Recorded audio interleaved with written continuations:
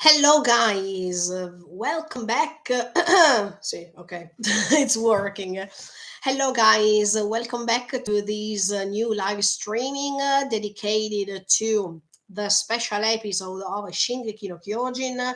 Today, I changed the time schedule because I have more free time now at this hour. So, if you don't follow me right now, you can find it on the channel later. Today I have a little bit of a free time, so I wanted to dedicate myself to the third part of these immense analyses. But before starting, I wanted to tell you that you can find the part one and part two on the channel. So if you didn't check out the previous two long live streamings, you find them on the channel. And second of all, I wanted to tell you that today my mother's episode will come a little bit later than usual because now I'm making the live streaming, so I'm not working on it, but it's coming today, so don't worry, it's coming. And the third thing is that.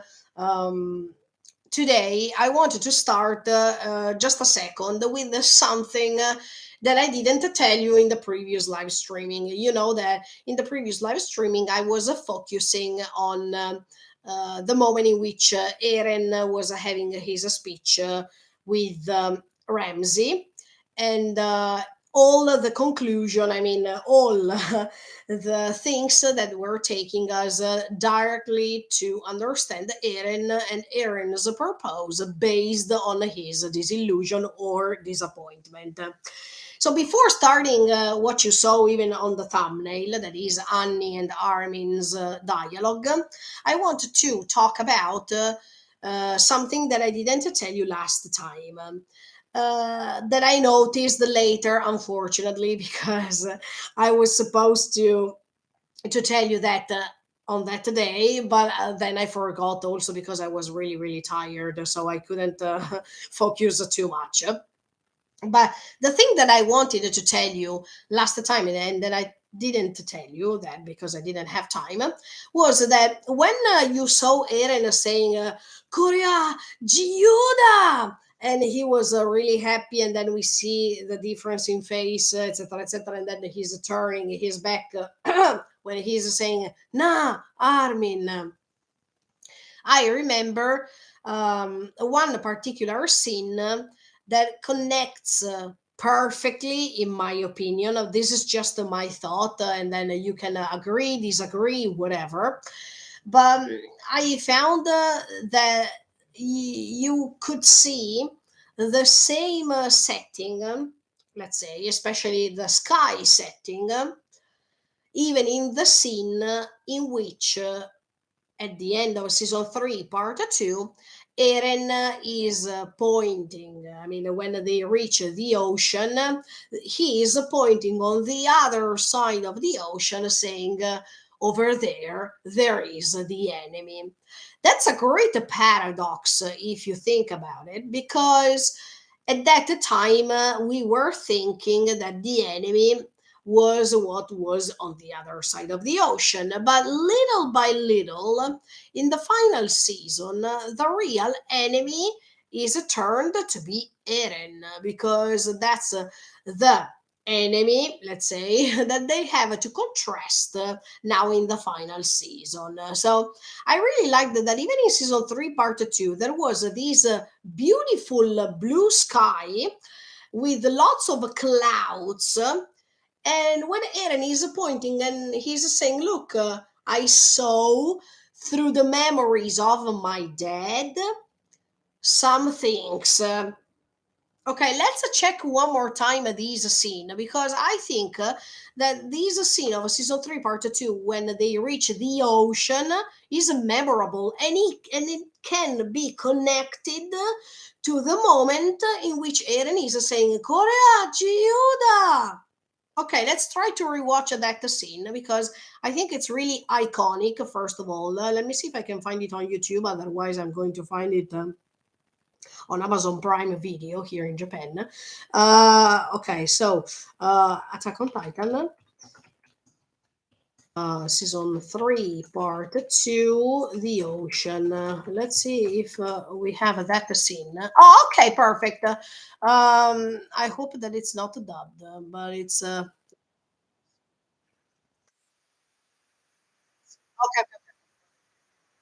okay, now they are approaching the ocean. I wanted to reach the moment. Okay, let me go ahead a little bit. Okay, see this vision of the ocean, but that day the sky is blue and there are lots of clouds in the background. I mean, the more we check the horizon, the more there are the clouds, right? Okay, let's go ahead a second until Eren is saying, eh, okay. Mhm. Let me be honest with you. Even the fact that during this scene, there is the sand. Okay, now I want to compare these for a second because it's essential, in my opinion, this scene. At a certain moment of season 3, part 2, when they reach the ocean and there is this beautiful moment of silence, that is another great and important moment, you see the sand and Eren's shadow's shape. Look, now that we think about it, that was a sign already. This symbolism is amazing because this shape of Eren that is that you can look through the sand. Now we know that the rumbling erased almost everything that is next to the Marley's side, and it's like as if everything is reduced. I mean, it's becoming sand, right? And this shape of Eren that you can't see the face but you see the shape, it's like him going to destroy everything. This was already a great anticipation, in my opinion, but of course we couldn't understand anything at that time because uh, we didn't know how the story would have gone on, right? But now that we know and we go back in the past to see these previous scenes, wow, it's memorable. Let's go ahead. Okay, they are playing. Uh,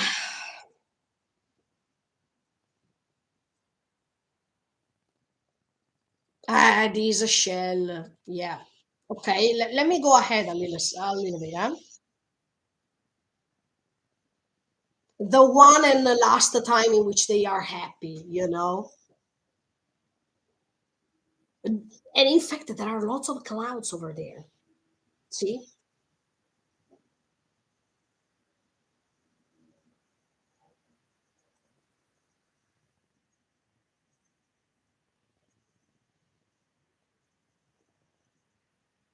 No, in fact, Armin, you were not wrong, okay? You were right.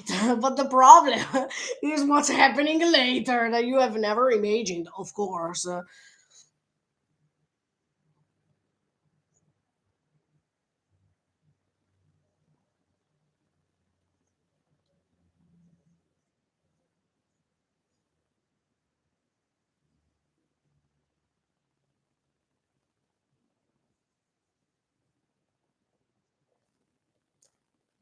Here we go.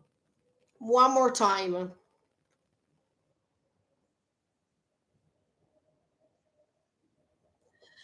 On the other side of the ocean, there is a freedom. If we compare now this scene with the scene in which Eren is saying, Koreva, Giuda, it makes sense because Eren is just anticipating that on the other side of the ocean there will be freedom. And in fact, first of all, the way in which he's saying this sentence is quite sad. And maybe he can already see some things from the future in that moment that can anticipate him something, just a little fragments.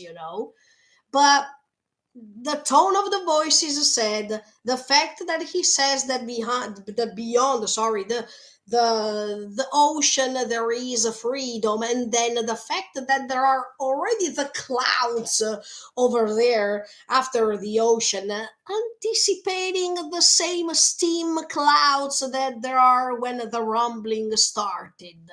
Let's go ahead for a second. You need to understand what I'm trying to say. I mean, there's a parallelism between this scene and the scene of season 3, part 2, because it's iconic. They were already anticipating you through the setting, through the words, through some scenes, what was going to happen. And this is great. Let's go ahead. That's what I've always believed. And look, in the moment Eren is saying that's what I always believed, that after the ocean there could have been freedom, they are going to show you Connie, John, and Sasha. Come on. I mean, let's go ahead.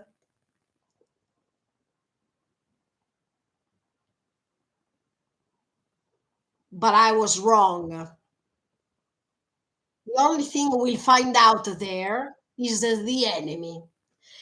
let's let's stop for a second, because at this point, do you remember even at the end of season 4 part 1, when the Peak is pointing at him and she's saying, ah, the enemy is over there? Of course she was referring to Galliard that was supposed to appear below Eren, under Eren, but it's always that the problem.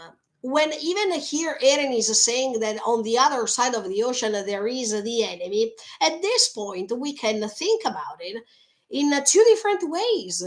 Because that enemy could have, if we followed the story as it was, the enemy could have been, of course, the other side of the ocean. But when he's saying a sentence like this in season 3, part 2, this can also make you understand that that enemy that he's seeing on the other side of the ocean, it can be even himself. So we have to be careful when we go back in time to understand some things that we couldn't understand before, especially for this reason. Let's go ahead.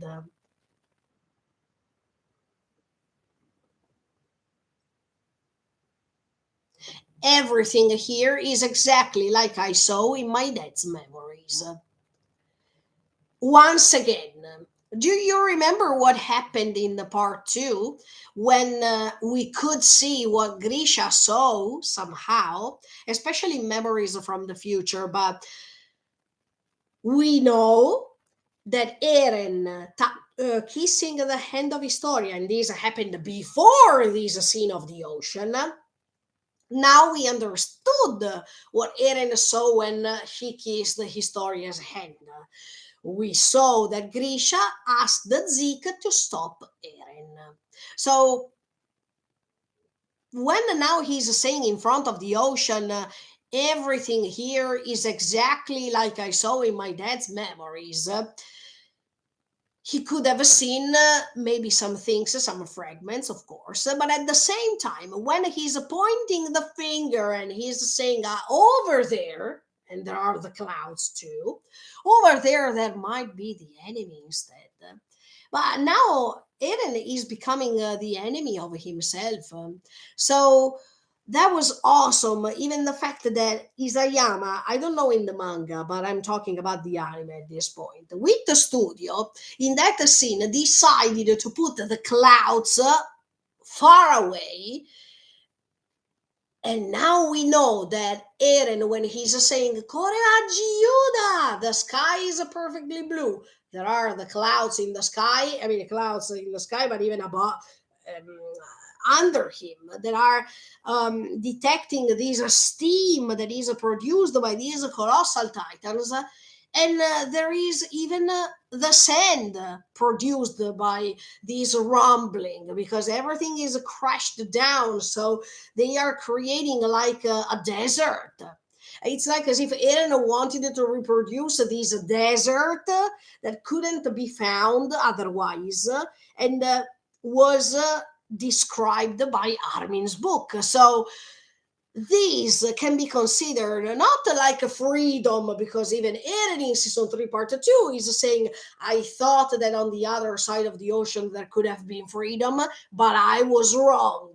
And in fact, it's wrong, because when he's saying now, thanks to that immense scene, Korea, Giuda, it's not freedom, because he's blind not to see what's under these clouds of steam.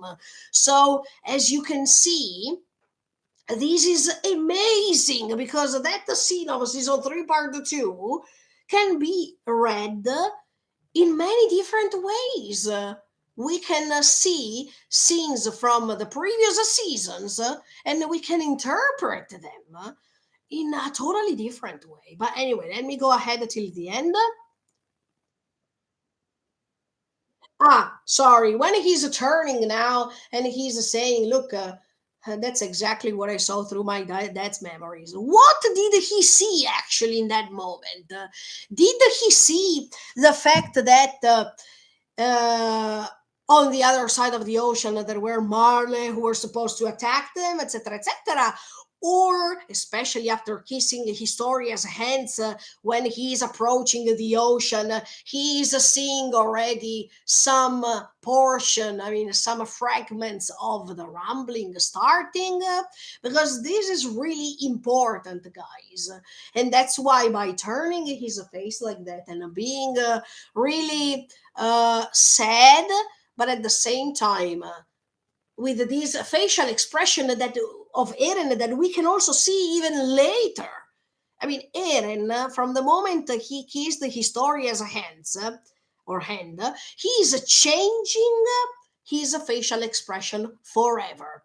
So from that moment, we know that Eren has a complete disillusion about everything that is happening later, based on Grisha's memories and based on what Grisha told Zeke to do, a betrayal, but at the same time, when he's looking now back to Armin and Mikasa, and he is having that facial expression that is super sad, is he already realizing some fragments of the rumbling coming after, and he knows that he is the cause of everything, so he's turning to Armin and Mikasa like that with that facial expression, because by knowing these things, by knowing that he's turning as the enemy of all these things, he knows that he has to go against Armin and Mikasa and all the others later. So even these slow motion in which we see still Connie, Jan, Sasha playing and having fun, Hanji touching the salty water and la la la la, and they are all happy. Eren has already a vision or a feeling that something might destroy all these, But is it because he saw that it's because of him, or it was just a sensation that he could feel? That's amazing if you think about it. Let's go ahead. I see they all interrupted in that.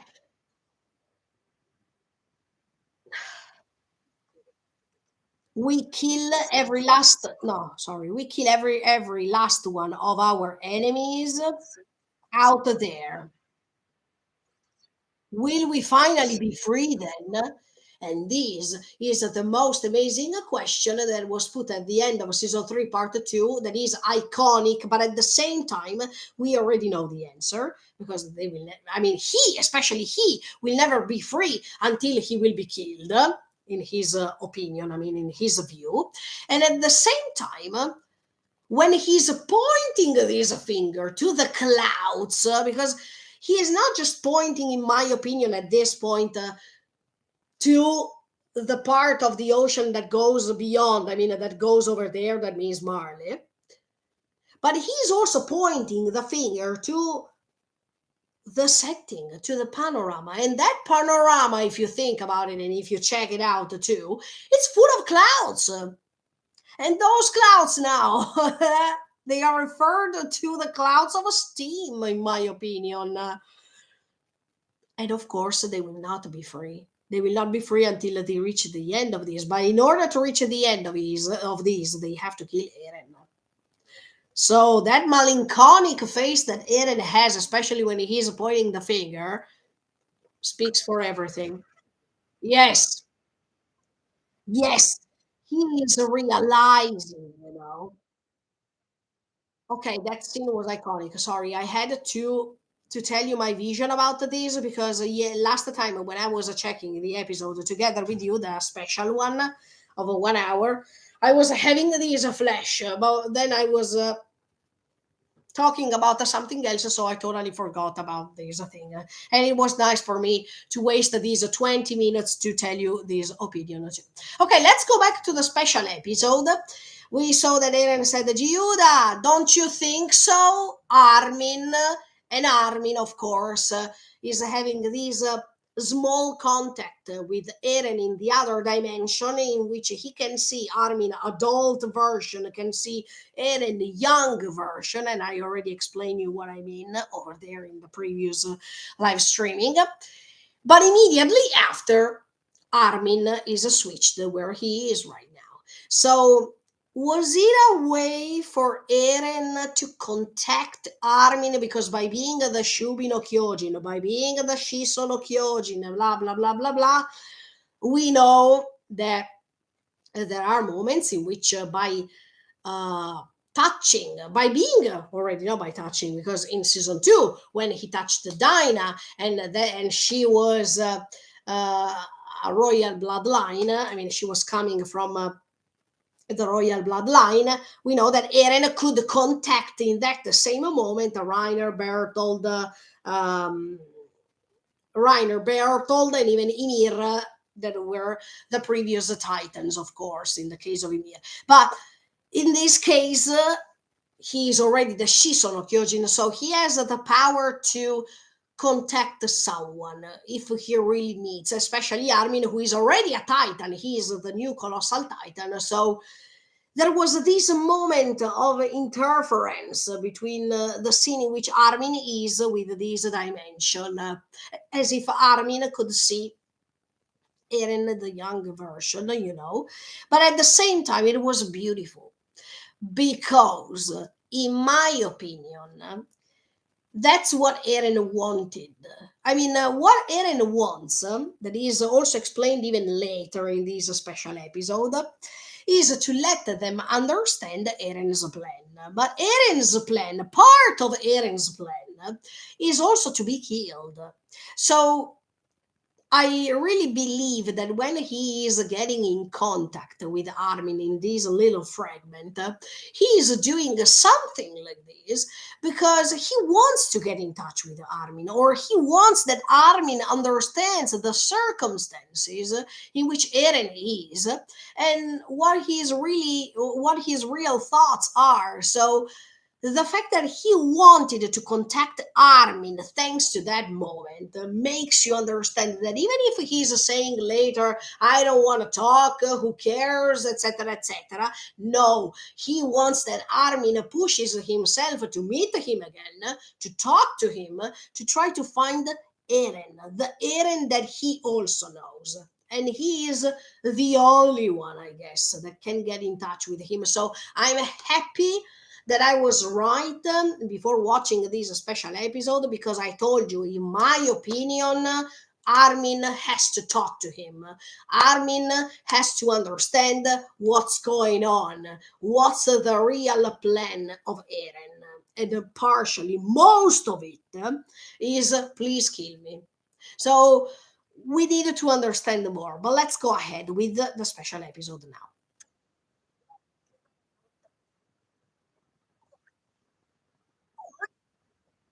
Yes, we know that Armin was coming from the moment in which, together with Connie, they were shot. They were shooting two of their ex comrades because then they turned into Jaegerists, and of course, sorry, I had to reload 1 second of the page because the internet connection was bad.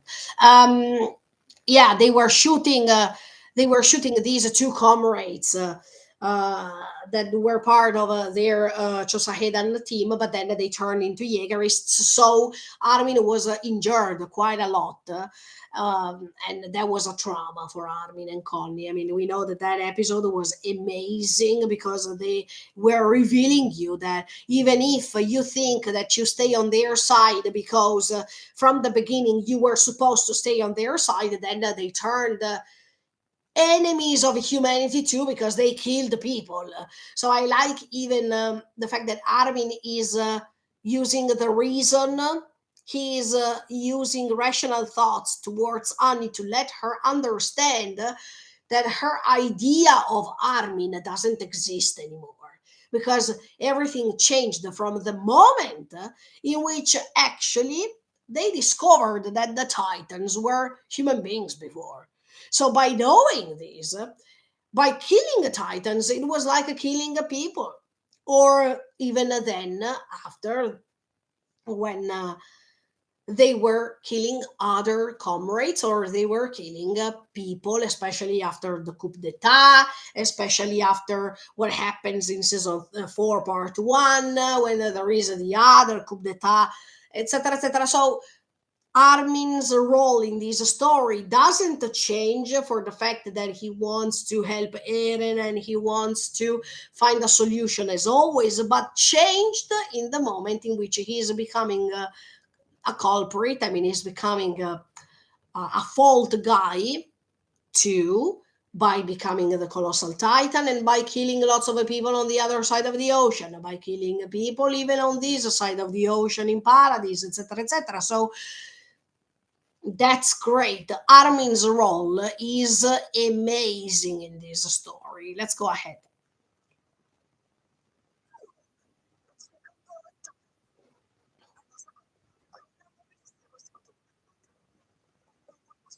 Yeah, relax now, Armin, because then there's nothing to relax, unfortunately. This is my extra comment, sorry.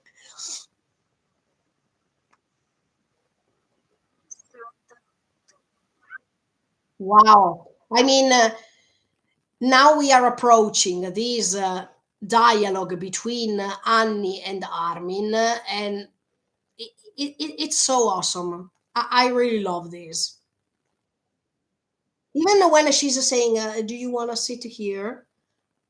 Annie, who has always had this rude behavior towards others, she's saying, "Do you want to sit here?"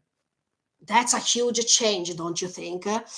Um, so I really liked the moment in which Annie is disclosing her feelings little by little because she is moving her first steps towards these new feelings that she also doesn't know how to explain them.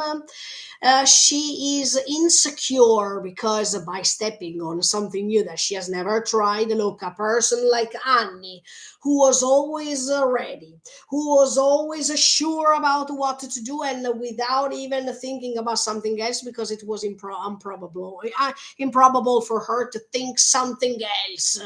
She was sure and she was always going to that path, etc., etc. Now she is experiencing new things and her fragility, her insecurity to face these new things make her change her view, but also even the way she's expressing towards others is totally different.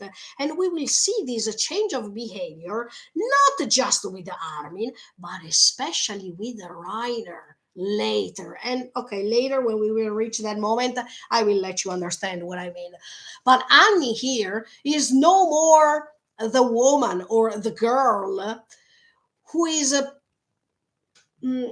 put a distance between her and the other character. She's approaching them little by little, and it's already a great advantage for her because it's something that she has never done before. But let's go ahead. Look, even when Armin is sitting next to her, he is not sitting next to her so close to her, but he's putting a distance as if he also wants to respect what she was asking, but at the same time he doesn't want to invade her space. That's a way for Armin to be really respectful towards her. And we know how much he was taking care of her throughout all that time. And at that time, when he was talking to her for 4 years, there was a barrier over there. There was this crystal cocoon that Annie herself made to protect herself. But now that cocoon is gone. So it's the first time that they are by themselves, and there is no more this barrier uh, that is creating a distance between them. So wow, it's the real first approach after everything that happened, and Armin doesn't even know what to say for the moment. That's like a shoujo manga. Okay, that's really awesome, and I think that no, I'm not 80 years old. Thank you so much. I'm 34 years old. Red hair Shanks, and I really love Shanks. So thank you, because even if you probably try to offend me, I find this as a compliment. So thank you so much. Anyway, um, what I was saying is that I really like these connection that Annie and Armin are having right now. This is so beautiful. This is so intimate. So let's go to the score. Let's go ahead.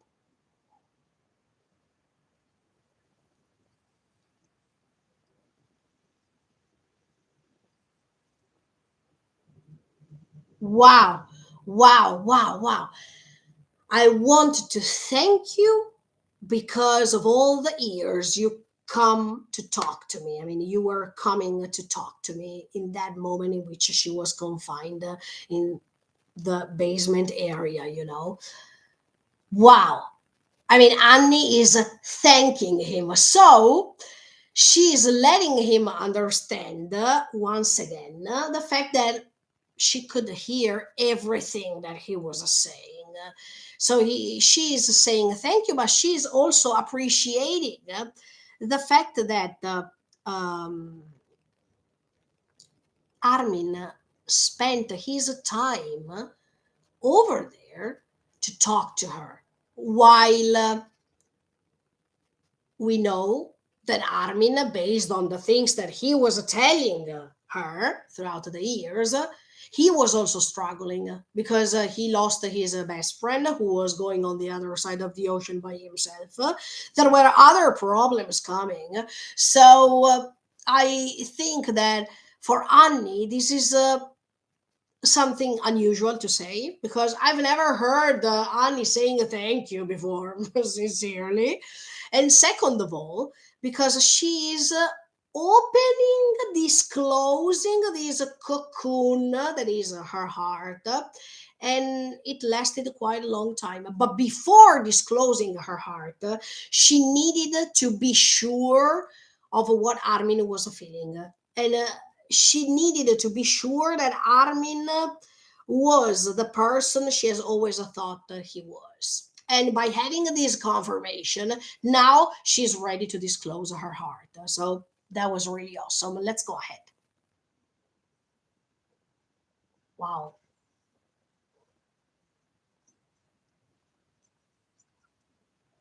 I was so lonely, I thought I'd go crazy. Okay, for the people who say, for Annie, it was easy because she didn't do anything for 4 years and now she's awake and she doesn't want to fight anymore. No, you needed to understand that even for Annie, I mean, in my opinion, even for Annie, it was really heavy. It was really hard to handle all this situation by staying inside, by not being able to see if she could have reached her father once again, and by protecting herself, but also putting herself in danger because she couldn't know if she could have come back. So we needed to understand that if for Annie it was not physically difficult what was going to happen in the next 4 years, no, it was mentally difficult because by being closed inside that cocoon, she couldn't see anything. She could only hear everything. And trust me, by having this deficit, it's already something terrible because if you can't see what's going to happen, it's really hard. And at the same time, she was feeling lonely because nobody could have done anything to open this cocoon, and she had to face everything by herself. I mean, even the things that Armin was telling her, she couldn't respond to these. Or what if Armin one day would have said, look, we went on the other side of the ocean, we met your father, or we couldn't meet your father because we know that he is dead. Let's have this a small example to let you understand that if Annie could have heard these things from Armin, she couldn't have done anything. So let's put ourselves into Annie's position too. The way in which she felt exhausted throughout these 4 years to feel like this, to not be able to do anything actually, and to stay there and listen every time to what Armin or Hichi were saying. That's a way to make you feel as if you can't do anything. You can't be helpful, you are impotent, you don't have any sort of a way to decide to do anything. So I think that even Annie struggled because it's like as if you are in a sleeping paralysis. Okay, you wanted to do something but your body can't respond, and this is really hard to handle.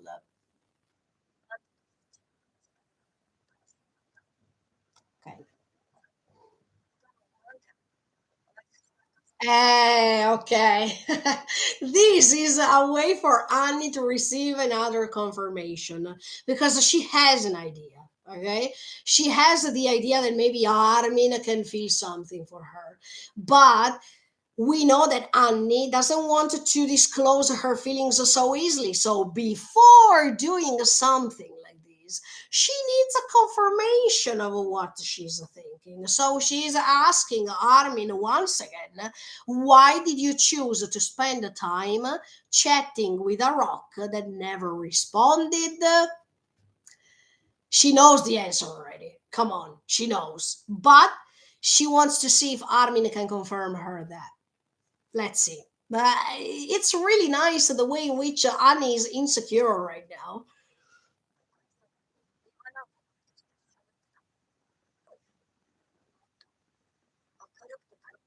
Again, another way to provoke Armin's reaction, or she's hoping to receive a confirmation because she's saying there were more cheerful and pleasant girls to talk to, right? That means, tell me that you chose me. I mean, give me this confirmation once again. Tell me that you feel something for me and that I didn't misunderstand this. She wants to be sure that someone cares about her. Because, especially after we saw the background story of Annie, in which we know how hard it was for her to approach others, but even to create a relationship with others, then of course she saw in Hichi a friend from Hichi's side, because from her side it was really hard, especially to connect to others as much as Reiner and Bertold did when they were in Paradise. She was having more contact with Hichi and all that side of the military forces. So little by little, she knew, even in part two, when she's meeting Hichi once again, and Hichi protects her because she's letting her be free, blah, blah, blah. From Hichi, she saw a confirmation for the fact that Hichi really cared about her. But now it's Armin's turn.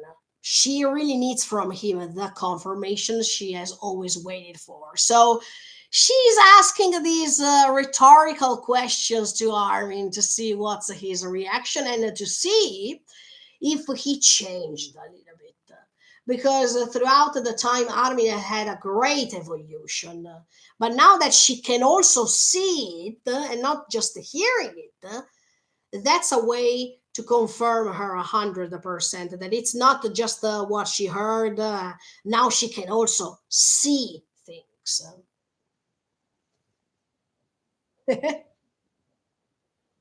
That's not the issue, honestly. Oh, very good. It was because I wanted to see you, Annie. That's so direct. Look, even Armin, wow, he found the occasion to say, okay, now or never. It's better to tell her, because we don't know what's going to happen next. I mean, Eren has these power to see what's coming in the future, but I don't. So let's say it out loud. I really liked these intimate, beautiful, um, direct confession that Armin gave her. Awesome. And then he's also blushing. Come on. The first one to detect that Armin felt something was Hichi, of course, together with Annie, because Annie was hearing, but she couldn't talk, she couldn't respond, and she couldn't see. So even at that time, with Hichi, when Hichi was asking him a confirmation about the feelings for Annie, he was blushing. So now he's blushing once again. So confirmation.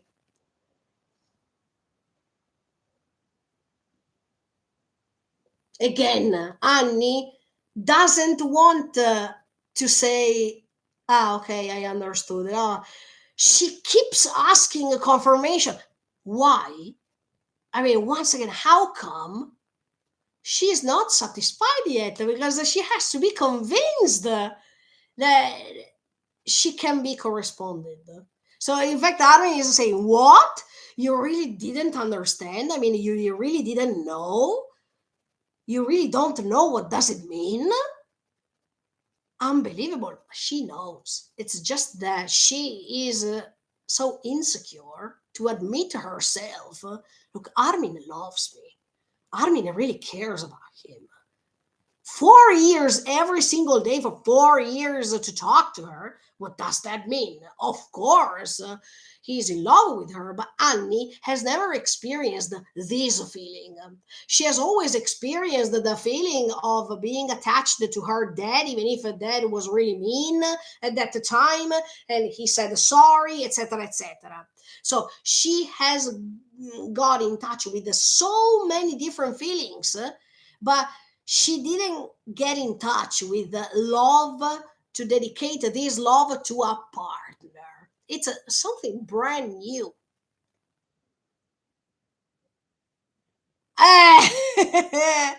Okay, one more time.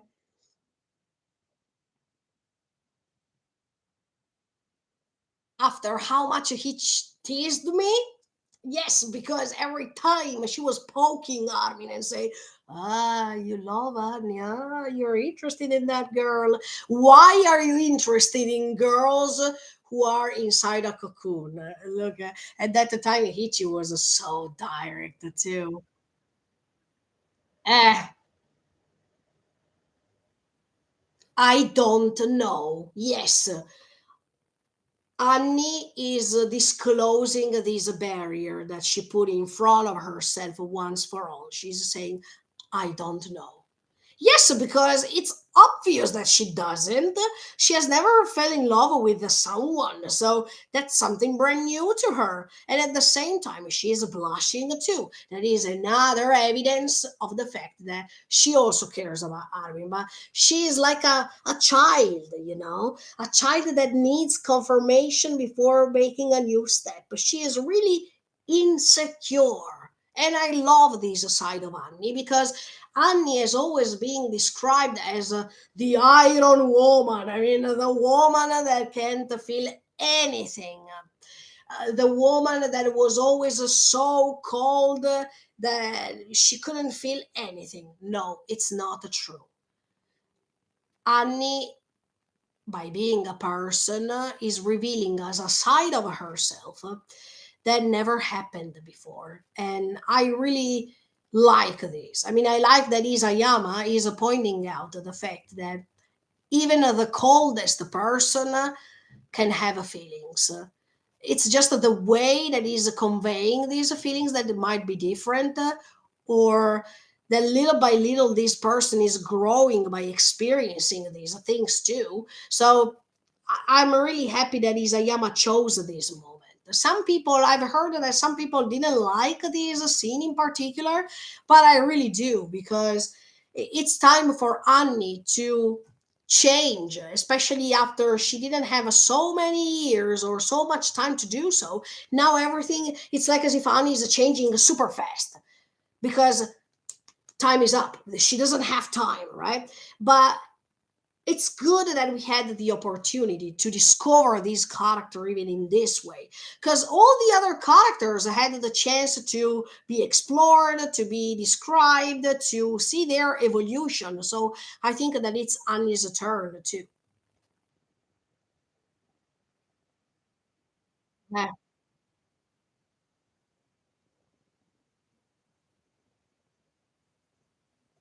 What am I even doing?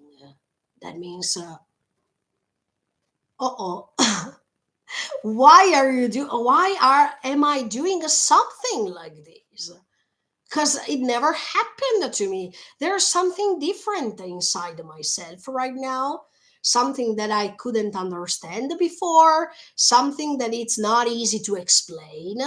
Wow, this is when you first define your Hatsukoi. I mean, I told you many times that in Japan you have these word Hatsukoi. That is the first time you fall in love with someone. And every time in Japan, when they are approaching the Hatsukoi, there is this beautiful way to express the unknown, to express something you can't express with the feelings or with words clearly, because it's something you have never experienced so far. So Annie is having her first intuition of what this Hatsukoi is. And it's so beautiful.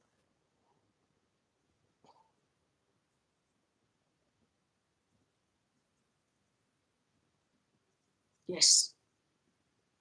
Now she's saying, while many people are dying, I am here asking you this. What am I doing? Yes, of course, she feels guilty, because on the other side of the ocean, there is even her father risking his life, etc., etc. And she feels guilty once again. It's like as if Annie likes to punish herself all the times. Maybe because she was instructed like this by her father when he was also punishing her if she was not good enough. So she has learned from the previous generation that if you're doing something wrong, you have to punish yourself. And that's what Annie always did in her life. And that's why she was also doing this to others who were making mistakes. In fact, towards Reiner, who wanted to keep pushing ahead and, conquer the wall Maria, conquer the wall Rose.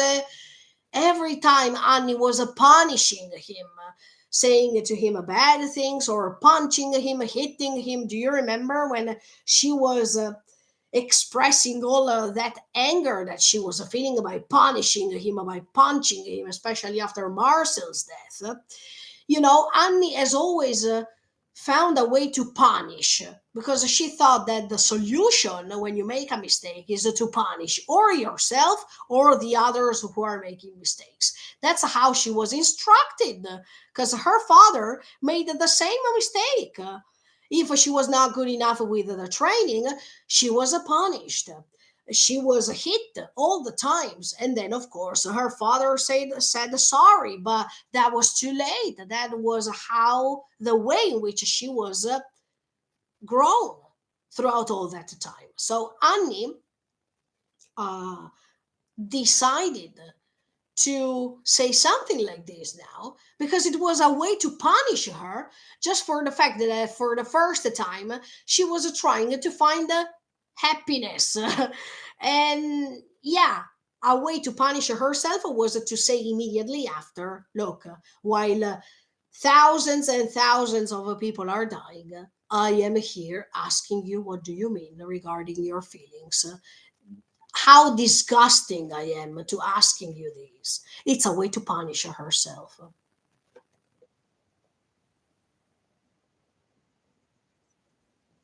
I know. Eh, One more time, and let's ask for the third time a confirmation. You were talking to an enemy like me because you're a good person, right? This is a way to offend Armin, you know. But I also understand Annie. I mean, I understand Annie because she's still insecure. She wants another confirmation. She doesn't know if she understood it clearly. But it's also an offense to Armin because, look, I finally found the courage to express my feelings to you. And the result is that you're saying that I do this because I am a good person. I mean, because you have always had this image of me who am a good person, who is always next to other people, who is always too kind. I mean, you're telling me this because you want to push me away by saying that you and all the others are the same in my heart. Is this how you think so?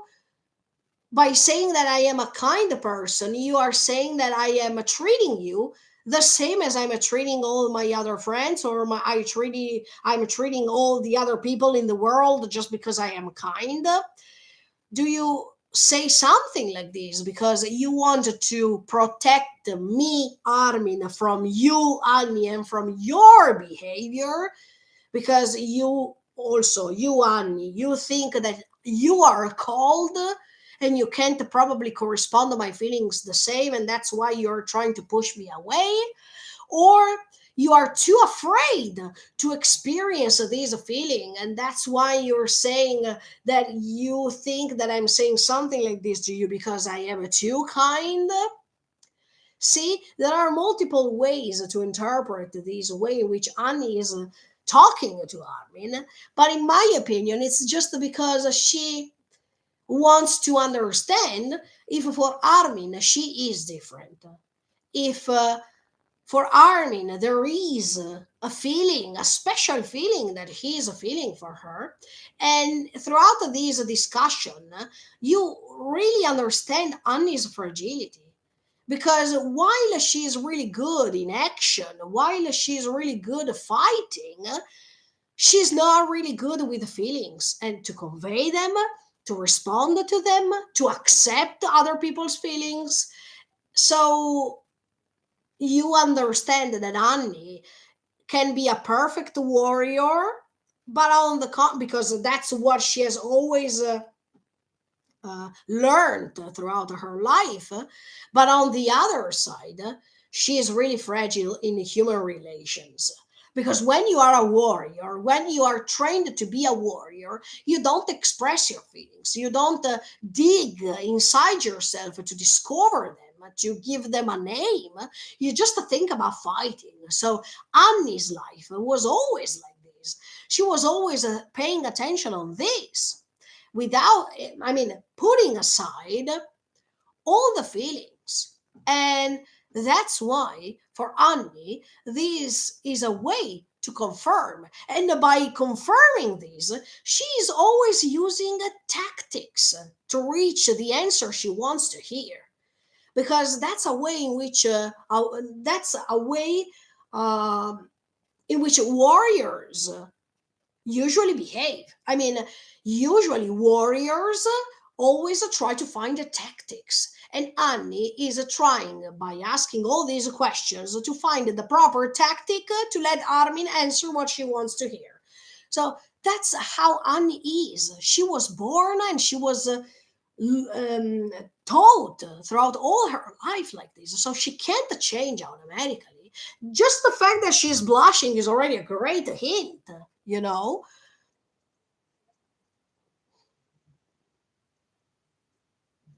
For the same reason, you don't want to give up on talking things out with Eren.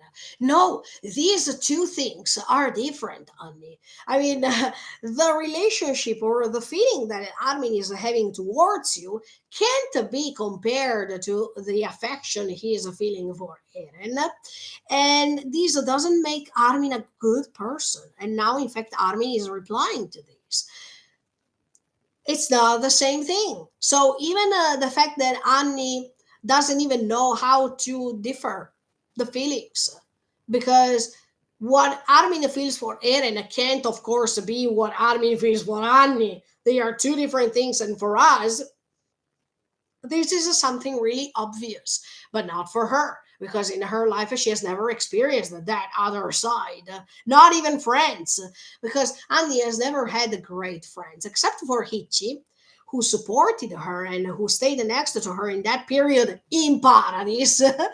But she has never had good friends, so she doesn't know how to label these feelings. She doesn't know how to give terms to them.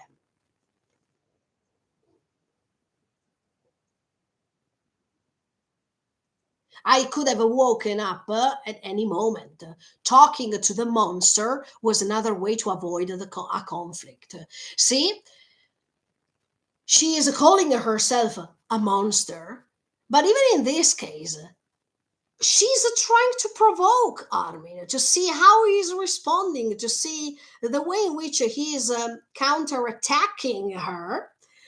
And by saying even talking to the monster was another way to avoid a conflict. No, Annie. I mean, she wants to understand if Armin is doing something like this because it's his tactic, because he's planning something like this to express his acute vision in front of her and to fake to be kind to her when he is not. See, Annie is trying to detect if there is something fake in Armin, if she can trust Armin.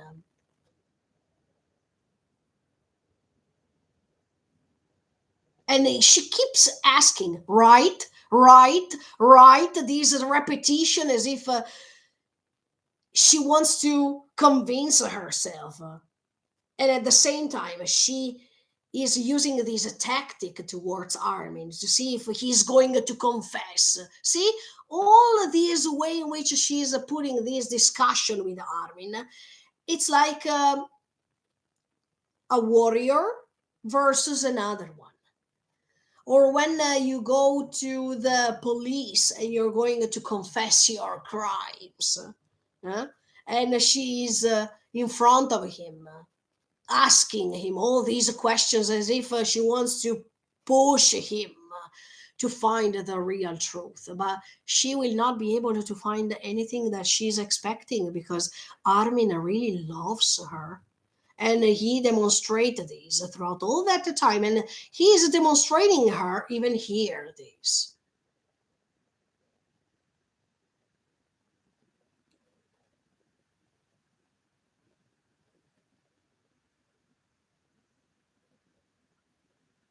Eh, the confirmation arrived. He couldn't say anything for the moment, probably because Armin was trying to find the best words to let her understand clearly what he thinks and how he feels. And Annie couldn't find any satisfaction in that silence. So she was waiting for an answer, but by not finding any answer, she was feeling angry and she said, okay, now I'm going. Look, he doesn't want to answer me after all these questions that I'm asking. And okay, it seems to me that Armin didn't change for real because he's silent. He's not saying anything. So he didn't grow until Armin grabbed her hand. And this is a way for Armin to express to her that he changed, that he is no more that boy who is afraid to take actions, There is no more that boy who is insecure about expressing his feelings. No, now Armin knows exactly how he feels. So now, Annie, you stay here and you keep talk to me and you keep understanding what's going on. This was amazing. Don't go. Wow. Armin, I love you. I mean, he is embarrassed, but he is able now to face even this embarrassment. And so awesome.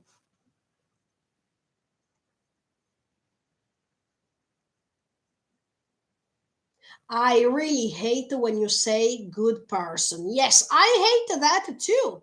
Because Armin was always seen as this boy in previous seasons, or even a guy who, okay, Armin is the good one. Armin will never do something bad. Armin, no, he will always do the proper thing in the right moment, the perfect solution. He is never making a mistake. Everyone is counting on him.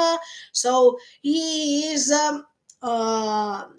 like I mean, you can have you can guarantee yourself that if you stay next to Armin, everything will be amazing, everything will be perfect.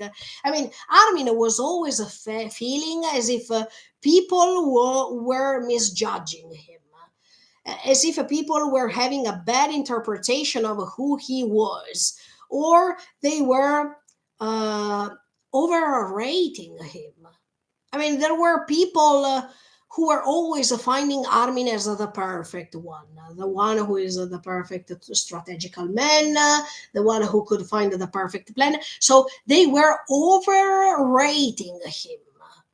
And they were always underrating him by putting this label as a good person. No, they were wrong, because even Armin can make mistakes. Even Armin can feel hatred. Even Armin can feel disappointment. Even Armin can kill people. Even Armin, by handling the colossal titan, became the god of destruction. I mean, you need to remember in the final season, part one, episode two, I guess, when they were analyzing the prototypes of Titans, when they were describing the colossal Titan, they were calling him the god of destruction. So Armin, by becoming the god of destruction, that was also used in the Rumbling, because we know that the Rumbling is made by colossal titans. So Armin, by becoming the colossal titan, he became the god of destruction. So when now Annie is saying, Armin, you did all this because you're a good person, that's antithetical. That's something that is not right. And that's why even Armin is saying, I hate when people say that I am a good person, because I am not. And just by the fact that in this sentence he's saying, I hate, a good person can't hate, right? So the fact that Armin is reinforcing this way to not be a good person by even saying I hate, this is amazing. Yes, I killed a lot of people, including civilians and even children. Yes, he was the god of destruction when he invaded Marley and when he transformed in the colossal titan. Yes. And now I've made a choice that betrays the people of my island. Yes, because now, by going against the Jaegerists, by killing his ex comrades, he became a betrayal. So he is staying on the side of Reiner and all the others, when at that time in season two they were considered betrayals. Now he is one of them too.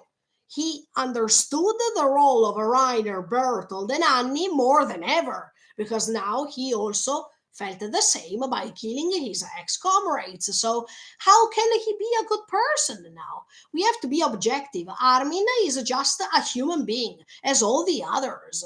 So as by being a normal, no, I mean by being a human being, he can make mistakes. He can hate others. He can be good at others. He can make great plans, but he can also fail them. So he is not perfect. Annie idealized Armin in season one because she saw that at that time Armin was a good person. Armin would have never betrayed his comrades. Armin had great plans or great ideas, but things change. Armin evolved as a normal human being. So Annie, yes, she's asking this question to provoke him to understand if what he feels is correct or what he feels is true towards her. But at the same time, she is not understanding that you shouldn't uh, over idealizing Armin because he is one of them. He is like them. So there are no levels. We are all the same by saying that we make mistakes, that we are not perfect, that we are not just good people. We can't just be good people, guys. I mean, we can't have just that side of us inside ourselves. We are good people, but we also have a bad sides. We are we are a combo of these two sides. It's like yin and yang, where you find the white part, and inside there is a small black circle, and vice versa. So that's what human beings are. We are these two sides that can coexist together. And that's how we are. So Armin is saying, don't tell me that I am just a good person, because I am not just a good person. I am tired to hear these things over and over and over again, because it's not true. And that's why I admire Armin, because he is realistic about not just about the situation in front of him, but even inside his heart, he knows who he is more than others. So yes, even the fact that other people are always telling him who he is, that's wrong, because he knows himself more than others. So he has the right to say, look, guys, you misunderstood. I am not a good person. I am also a bad person if I can or if I want, because I did it already. So just to face the truth that Armin is not the angel on earth. No one can be an angel on earth, and no one can be just a devil on earth. This is reminding me.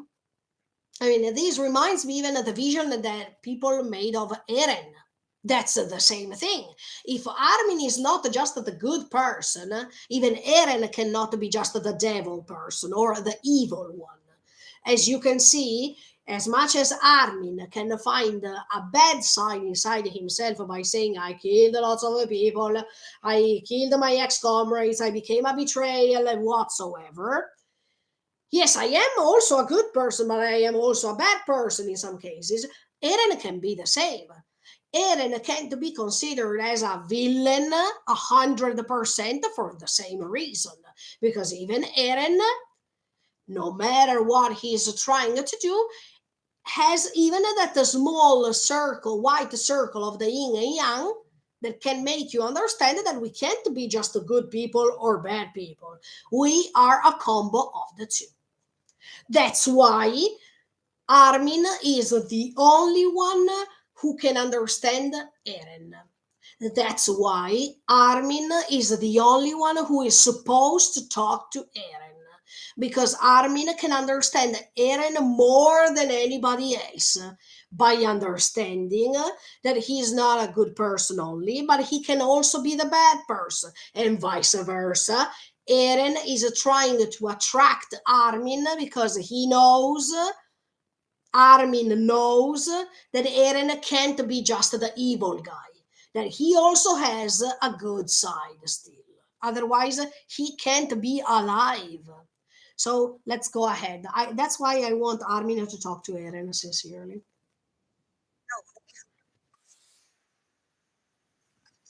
Yes. I've long since become a monster too. So to to Annie, he's telling her, look, we are the same. So where is the problem now? I mean, now that I'm telling you that I am the same as you, we can stay together because there is no difference. You, Annie, can be a good person too. So you, Annie, have also these two sides of yourself. That's why we are the same. There is no more difference now.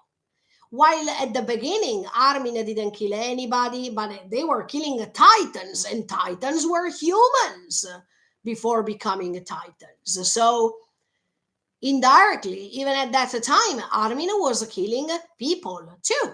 But what I'm saying is that now Armin is telling Annie, now that we are the same, because both of us experienced something bad, but we know that we also have a good side of us inside our heart. What's left? There are no more barriers here. There is no more the barrier that you put with the cocoon. There is not even the barrier of the walls, because the walls are not there anymore that are dividing me and you. There is not even the difference of being aliens in Paradise, aliens in Marley, because we are the same. We got it right now. So there is nothing that can obstacle us now. There is nothing that can divide us anymore. So try to see, Annie, things differently.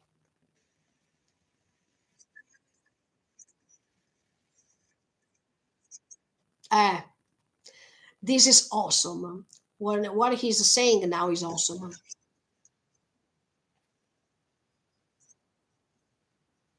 Yes, of course. Armin here says that he hoped, or he was sure, that one day that dream to discover the unknown, that is the other side of the ocean, would have come a reality. But this is not a way to feel guilty, in my opinion, because those were innocent dreams that Armin was having with Eren and with Mikasa and all the others. So I understand Armin and the way in which he feels guilty, because I told you even in the previous live streaming that if Armin that day didn't show Eren that book, things would have gone in a different way. Definitely, there was not this dream to try to catch it, or there was not this intention to fight, to struggle so hard, or to push even other people to follow them based on this dream. So I understand how Armin feels and how regretful he feels about that, because by having that small dream, could cause all of this mess, especially for the fact that lots of people lost their lives. So sorry, I clean my nose.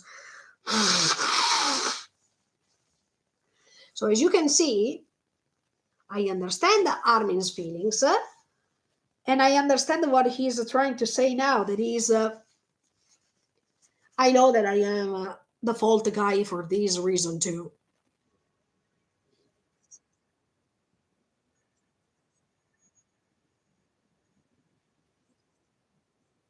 Exactly. He goes straight to the point.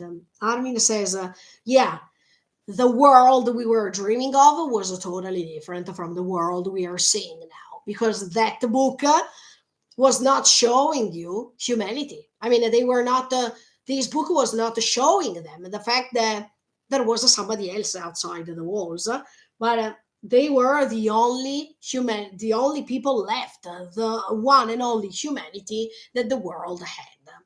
They were born with this conception because Frida and all the others were erasing the memories from them. So, of course, they couldn't know that they were just paying the sins of the previous generations. But and in the moment in which he is talking about this dream, that bird is approaching him.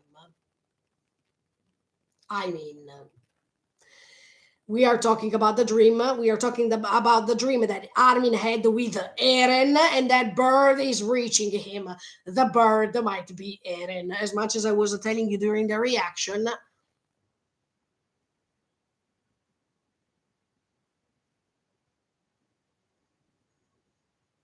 it's not a coincidence, in my opinion.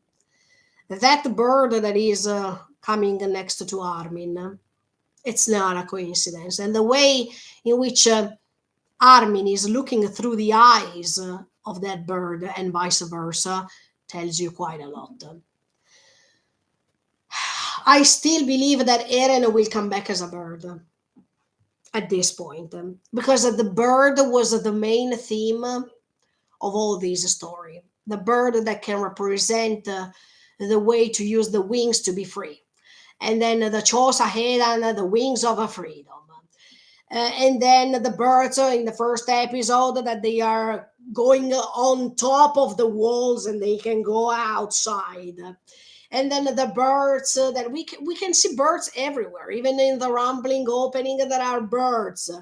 Even the bird in part two that is flying on top of that ship they are using, that it's like Eren from a distance who can look at them as if he is watching what they are doing as the omniscient narrator of all this story. Actually, now we understand more than ever why this story is called Shingeki no Kyojin, because Eren is the director of all this story.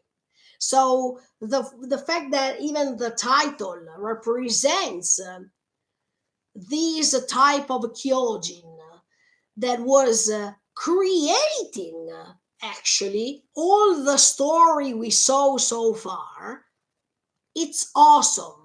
But the bird, I think, yeah, the bird is the best representation of what Eren wants to reach, or of what Eren is right now. That bird that was always put in a cage that now can try to fly, and by flying he will be free. So I really like this thing too, because by knowing all these details we can understand that Eren has to go, that Eren will maybe reincarnate as a bird, or if he will not reincarnate as a bird, maybe from Mikasa, Armin, and all the others' point of view, whenever they will see a bird, they will remember about Eren. I mean, maybe Eren will never reincarnate anymore, but from their point of view, by being so sad that they lost Eren, they believe, okay, every time I will see a bird, to me, that will be Eren. Because that's a way for me to believe that he is still there, that I can still catch him, and that I can still reach him.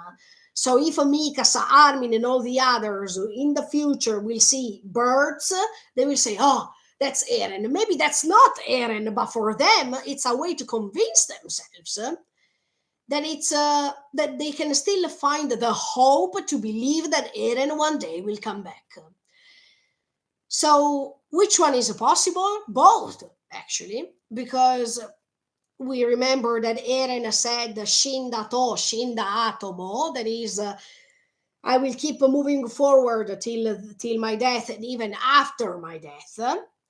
And in this case, maybe it can mean that even if he will never reincarnate anymore, and this means that even if he will never be able to live longer, anyway, he will live longer thanks to the memories of the people he loves. And by knowing that Mikasa will never be able to have her memories deleted, and she can spread this story together. I hope that Levi survives, but together with Levi, by being to Ackerman and by not having the ability to lose their memories, they can spread this story over and over again. So Eren will live even after his death because everyone will keep talking about him based on the memories of the Ackerman and all the others who knew Eren. So it's a way to live longer, even Shinda Atomo. That means after his death. So can we interpret things like this?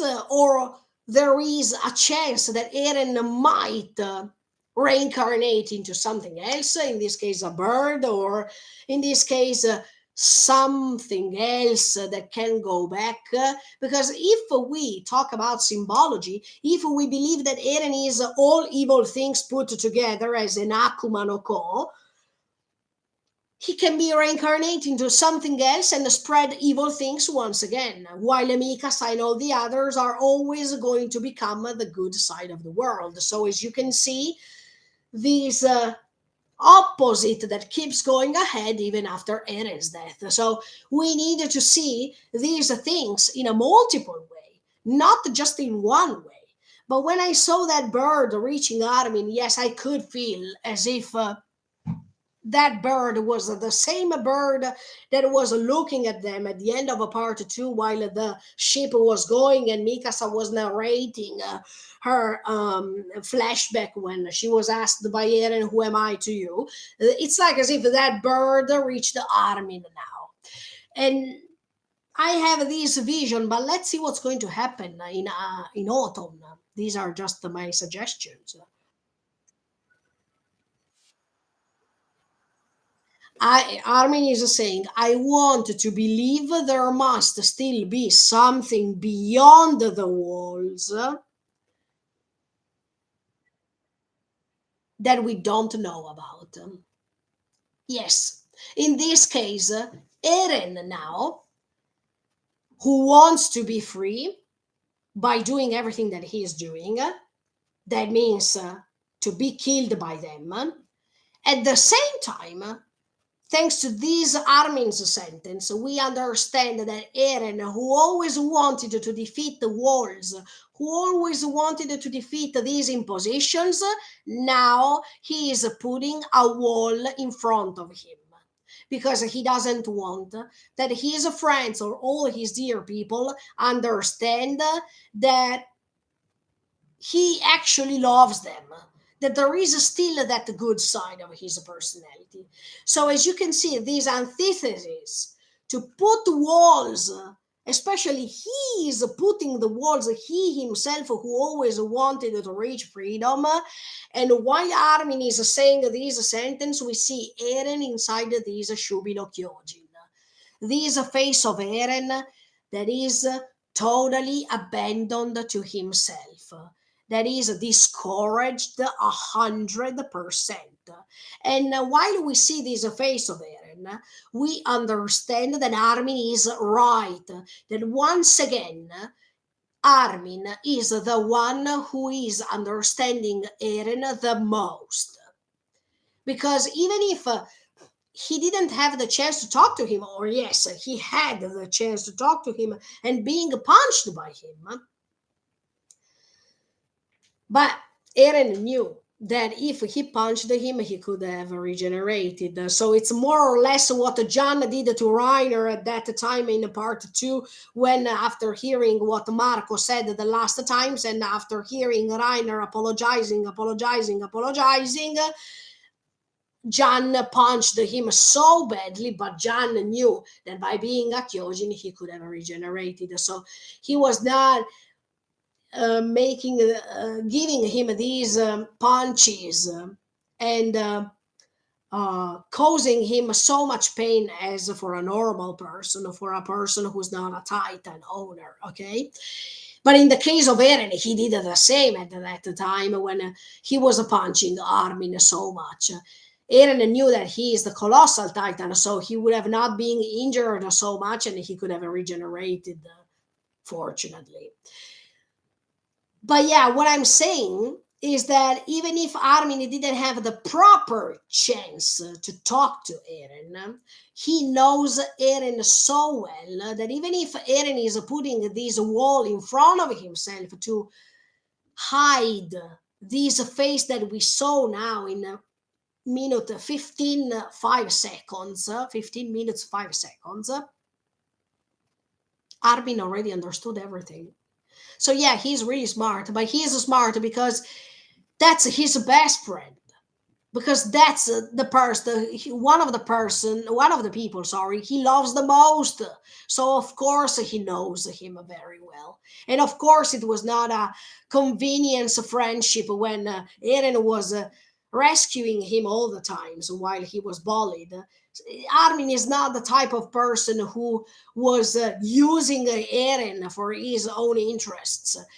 Eren was protecting him, and Armin was always grateful for that. And in the future, later after, he repaid these gratitude that he had in other ways by saving Eren all the times. See, it's a paradox because Eren, when Armin was young, was always saving Armin. Now is Armin who's trying to rescue Eren from the troubles or from the curse that he's facing right now. That's awesome, because the roles now are inverted. If at the beginning Eren was the one who was saving Armin because Armin was insecure, he was bullied and whatever, now it's Armin who's saving him. And this is a great way to repay for all the love, for all the way in which Eren was there for him. And immediately after, throughout these 4 seasons, we see how many times Armin is saving him. That's why I'm saying that the way in which the reason, or let's say the fact that Armin was saved instead of Erwin, that was good. I mean, it was good that it was like this. It was good that Armin was saved instead of Erwin. I was saying this over and over again, and I don't want to change my mind. Because if Armin was not there, probably Eren would have not had the last chance to talk to Armin, because I still believe that this moment is coming, especially at the ending of the episode we saw that Armin wants to understand more. But there should be the chance, guys, for him to talk one more time and to say something like this. Definitely. Sorry, I'm a little bit dark right now. Let me go and turn on the lights a little bit, because today it's raining. So, okay, wait a second. Oh, oh. Let's see if I turn on this light. Maybe it's better. Yeah. Okay, maybe now it's better. Can you see me better? Yes, I think so. Sorry, but yeah, today the weather is a mess. Um. Okay, so this face of Eren that we see while Armin now is talking, priceless. You understand that Eren is confining himself inside this new wall that is the Shubi no Kyojin. And look from the face of Eren, come on, here. 15 minutes and 5 seconds. You understand that he is afraid to die, or that he feels so sad that he has to die. That's not the face of a person who's happy to go or who is happy to reach his freedom. It's a face of a person who was always consumed by these curse. And the real curse here is that he is always saying, I have to move forward. Tatakae, tatakae, I have to move forward.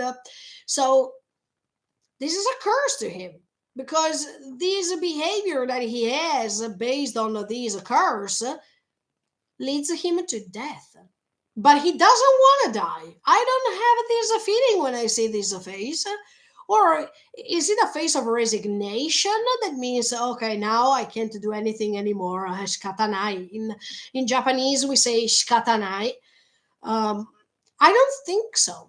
I don't think that's the face of a person who's saying shikatanai. Now I've reached this mo con reverone. I mean, I'm reaching this level now, so I can't do anything anymore. No, I think that's the face of a person who's saying zannen. I can't live anymore, or there's no way that I can do anything anymore, unfortunately. Or maybe this can be also a face that can say, of course, nobody will understand what I'm being through, but if you can come and task it, if you can come and save me, that would be awesome. Yeah, I have the feeling that this face of Eren that is not the face of a person who is a bad person. He is just consumed by himself.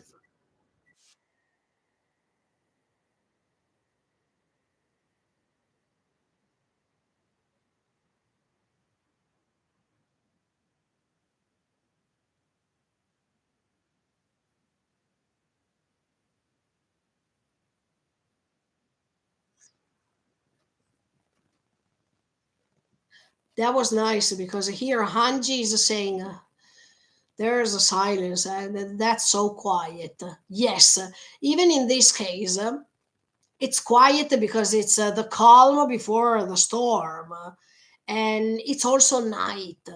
Yes, once again, here in this part two, I mean, not the part two, but part two, it's night. Like when it was night, when uh, Eren was together with Ramsey, and there was a great illumination about his beliefs and what he really was thinking. Was he really thinking? But here you see in Shingeki no Kyojin that most of the times, I don't know if you realized that, but most of the times, when it's dark, when it's night, they are saying the most important things.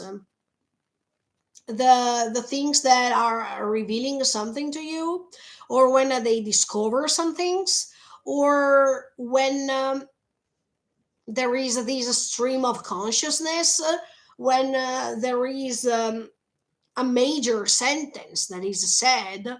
I mean, something really important that has to be conveyed or something. Even when in part two they were having that meeting in front of the fire, it was night. So every time night is chosen in this story as the part of the day in which everything is shizuka, I mean, everything is quiet, and there is the proper time to think, the proper time to talk, the proper time to reveal things, as if during night there is this stream of consciousness that is always taking you somewhere. You know that all literature men and women were finding themselves at night as the best moment of the day in which they could find themselves more, especially poets who liked to, who found inspiration from night time. And this is really awesome because even in Italy, I mean, in my country, we say la notte porta consiglio. That means a night is leading you to the good advice. I mean, is directing you to the right choice to make. um, so yeah, I want to say that even in this story, night sometimes, most of the times, can reveal something important. And in fact, now Hanji and the Kiyomi are discussing, I mean, are trying to understand what's going to happen now.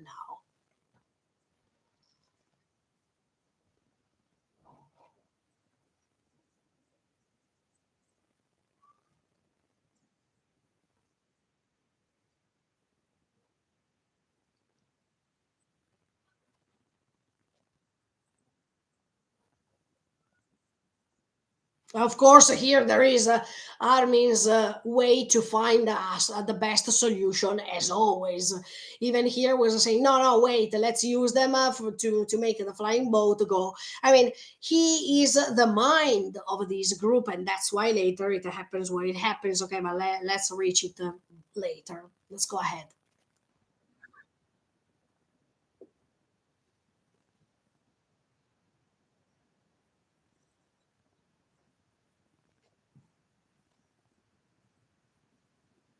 Okay, let's put ourselves in Falco's position because he tried his best in part two to become the new Joe Titan, and I really like the Joe Titan of a Falco. Yes, I definitely prefer than all the others, sincerely. But going back with what I was telling you, yes, Falco is traumatized because, of course, he has Liberio on the other side that is crushed away. There is, I mean, Colt died already, and he still has a family because he's mentioning it, my family. So Falco, who was trying his best to attack by transforming, even if it was not the proper time to do so because it was his first transformation. Falco now is traumatized because he knows that he's updated by Peak and Gabi, but at the same time, he feels as if he can't do anything anymore because he is still there while the rumbling is going ahead. And we know that even Falco is a good person, but at the same time, he stopped being a good person because he also attacked the other people. He also contributed to kill others. So Falco is like a tiny Armin now because of the same things that even Armin said. So even if even if we feel for Falco because we know how noble his mind and his heart is, but right now we need also to remember that he is like Armin because he killed other people. Anyway, I really liked what Mappa did here because when they were focusing on Falco's face and we saw how many tears are falling from his face, and this way to represent the desperation on Falco's face. That was awesome. I think that Mappa Studio, one of the greatness of Mappa Studio is the way to represent the faces and their feelings. Um,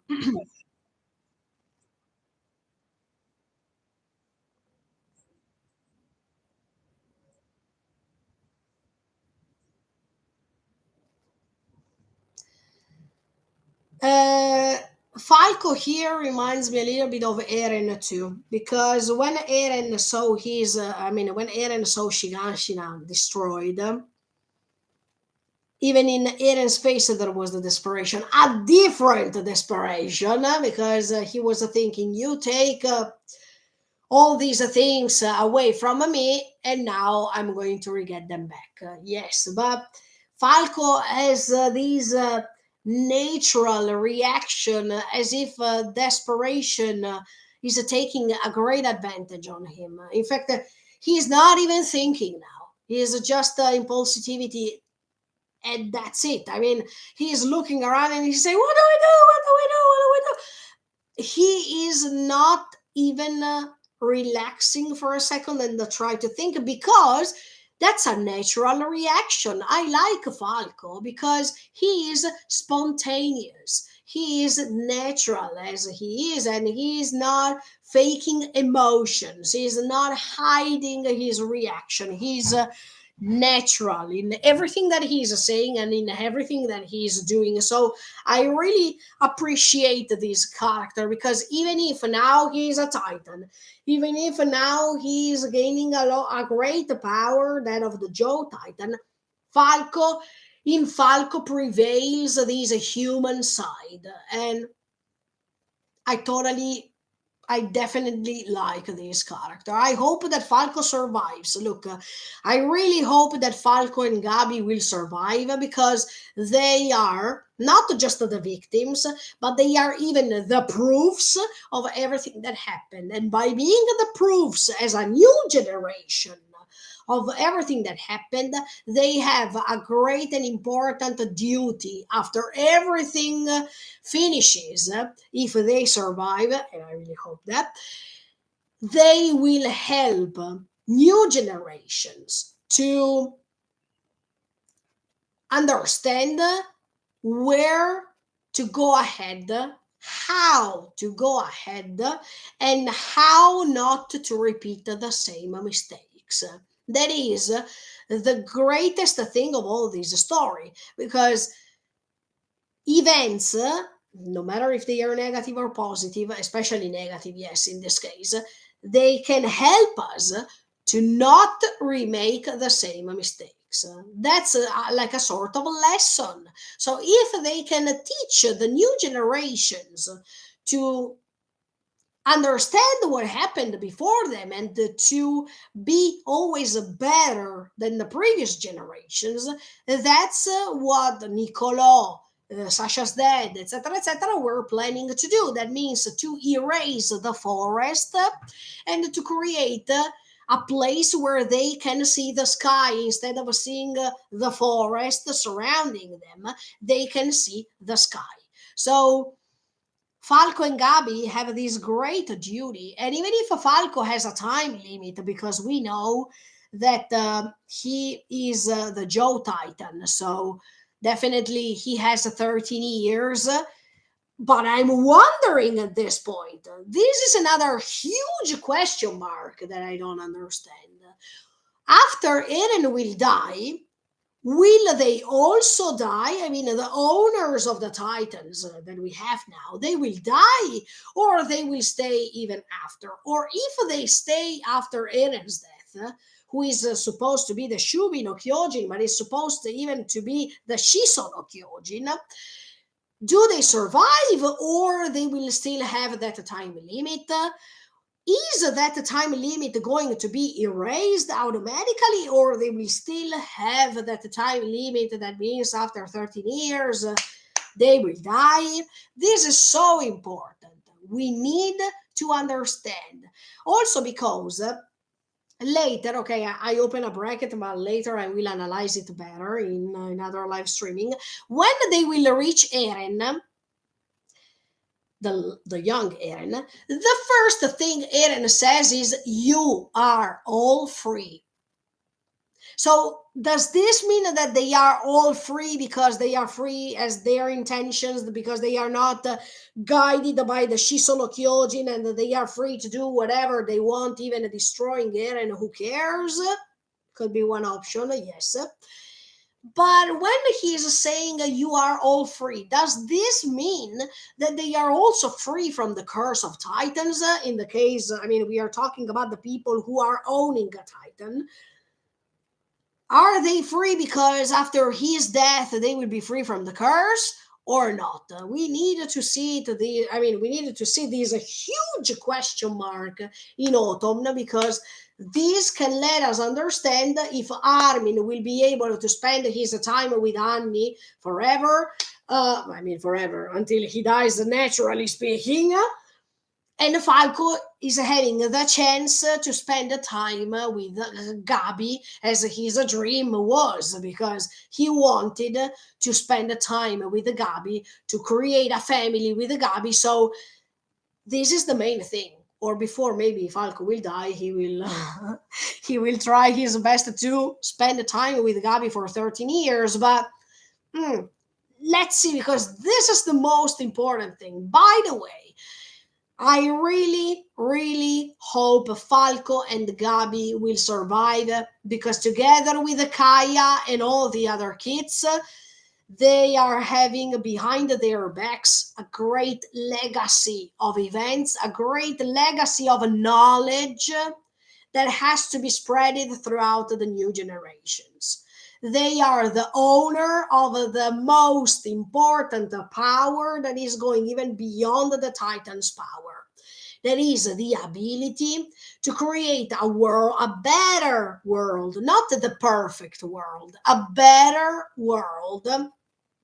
Then this means that evil things might come again, of course, but if they have the great mentality to face these problems in the best way, they can erase little by little all these aggression from the cruel world by being the beautiful world, by being the beauty, I mean, the beautiful side of the world that is always trying to contrast the cruel world.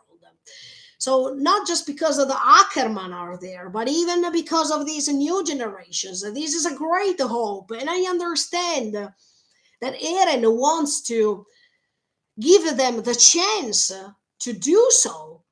But Eren believes that the world, without the three quarters of the world, and by leaving a paradise, the world is becoming perfect.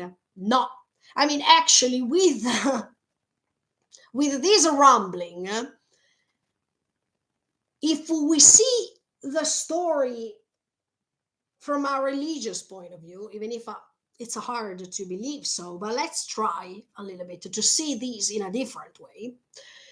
The population in paradise is like the population chosen by God in the Catholic religion. This is a population that was predestined, or at the same time um, released from slavery. That is most of the times referring to the Yumiro no Tami. It's like, yes, Yumiro no Tami, even this Y of Ymir, that is like the Y of Yahweh in the Bible, for example. But this population of Ymir, that is like the population of God in the Catholic religion, that is released from slavery because God is sending in Egypt the plagues. And the plague here is like the rumbling that is defeating them all. You know, even in Egypt, there were these 10 plagues that God was using in order to punish Egypt, to help this population to be released thanks to Moses. I mean, you understand, even in the ending number 2, they were showing this to you. If you put in slow motion this ending theme song, and you analyze scene after scene, later you see the sun at the end. I mean, next to the horizon over there, you see the sun. You see this population, like the population of Moses, that was released, that was becoming free after this population was enslaved by the sorry, by Egypt. That means Egypt. I can't say it. Egyptians. Okay. And there is a bird on top of them. Go and check it out, because I already analyzed these months ago. You can find it on the channel in my reviews. But that bird on top of them, of course, it was like Eren, you know.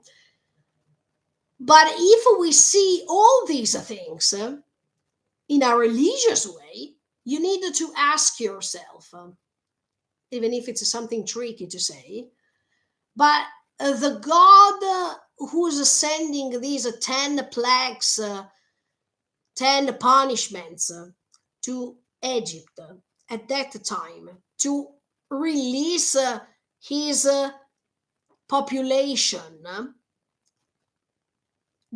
does this make God a good entity?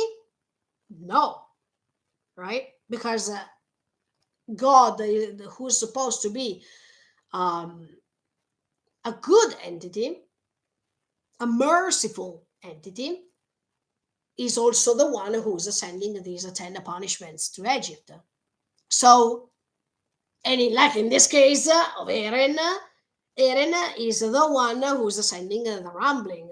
So, as you can see, Even God in the Bible is sending these 10 punishments to them, to Egypt, to release his population, and he seems to be bad. He seems to be evil because he's condemning lots of people's lives, and also newborns' lives. Because do you remember in one of these punishments, it was said to stay inside their homes and put some blood. I think it was pork blood, yes, on the doors. So the curse, I mean, the punishment was not stopping over there. And people were trying to protect their kids. So even in this case that we see while the rumbling is marching, etc., we are seeing lots of people, but even lots of children losing their lives.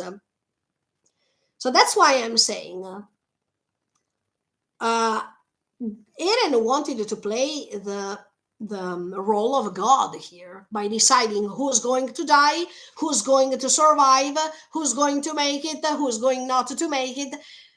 But Eren was a human person, so he can't be God, right? But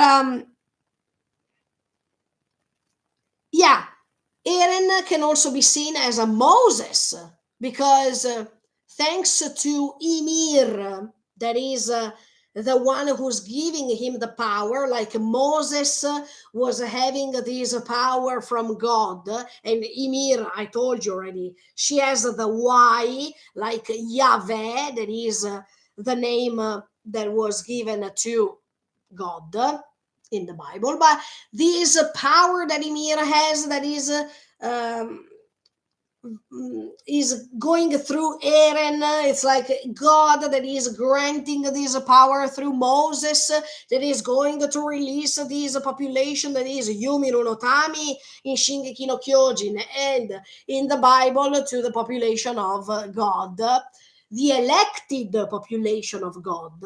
And even in this case, Yumi no Tami, I mean, the aliens living in paradise are like a sort of elected population, because this population is going to stay alive while all the others no don't. So as you can see, this connection with religion is awesome, because I really believe that there are some connections too. So going back to what I was telling you, I really believe that Falco and Gabi are going to survive and are going to spread to the new generations that every first of all everything that happened, and second of all that they can go back thinking about what not to do to repeat the same mistakes. But now I have another idea. What if after Eren will be killed, Eren's last decision, I mean, before dying, what if Eren's last decision is to erase everything from the mind of everyone, so they will never remember, so they will not remember everything that happened, and so they don't have this legacy? I really hope that, because do you remember what Eren said to Historia in the part 2, when we see this flashback in which we go back in time, and Eren is discussing with Historia about his plan, and Historia is saying, look, I'm going to stop you, Eren. I don't want to cooperate with you, and I want to be against it instead. Eren is saying a particular thing. He's saying, look, if you are really against this, and you can't handle it anymore, I mean, if you can't handle the fact that you see me doing things like this, would you like me to erase your memories? Because by being the Shisono Kyojin, now I can erase all of your memories without a problem. But Historia refused this, because she's saying, no, it's not a matter of memories. It's the fact that I am going against what you're saying. And then, of course, Eren is provoking her by saying, look, you will be remembered as the one who saved this devil on Earth, because you decided to save me in season 3, part 1. So it's also your fault that I'm proceeding, that I'm going ahead with this rumbling, because at that time, if you ate me, things would have been different. Yes, it would have been different, but that's not how Historia would have behaved sincerely. So it was going against herself. Anyway, let's go ahead.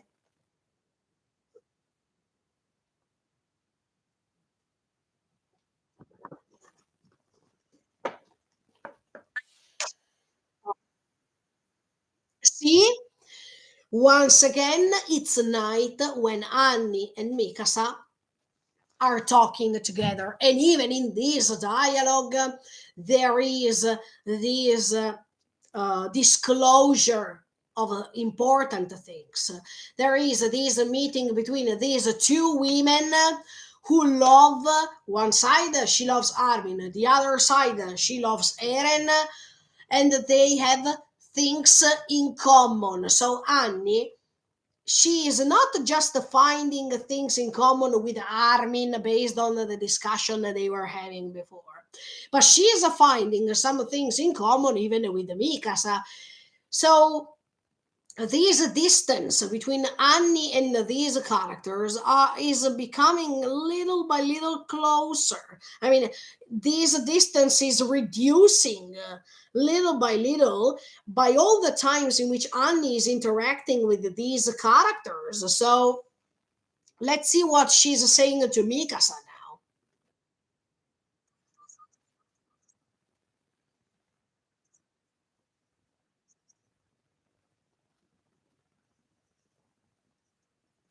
See, now there is another why.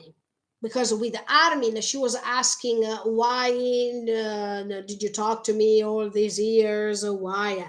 Now, when Mikasa is saying, go and train with the new ODM because we have to be ready, okay? And she's saying, why?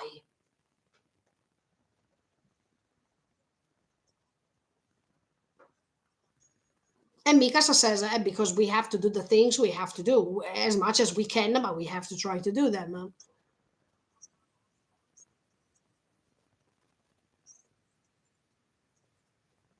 See, Annie is telling Mikasa that now she's tired. And when the people online were commenting saying, oh, Annie didn't do anything. She was confined 4 years in that cocoon and now she's tired. What about the others? Yes, it's a different approach. But Annie was trained since she was a little girl to be a warrior. And as soon as little by little she was understanding that everything that she did in her life was meaningless because by coming to paradise she's discovering that they are normal people, they are not demons, and they are having a simple life, but in this world, that means in the paradise world, she could have found the love of her life, friends, everything that she has never found before, right? And later after she knows that now they have to attack Eren and they have to struggle one more time, they have to fight one more time. Annie, especially after the fact that she stayed 4 years inside of that cocoon and she heard Armin's pain, she heard Ichi's pain, she heard what Armin told her about the plans, about his sadness, about all these negative feelings. Listen, to hear things passively speaking for 4 years straight is not easy. I told you already before this. I mean, we need to understand that just because Annie couldn't react, that doesn't mean that she couldn't feel pain.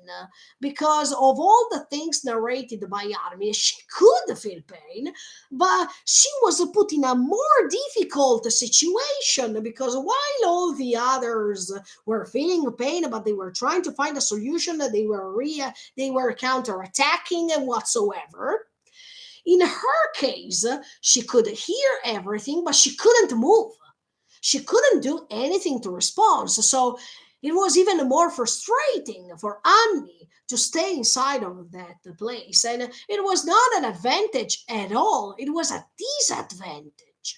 So, mentally speaking, Annie is totally done.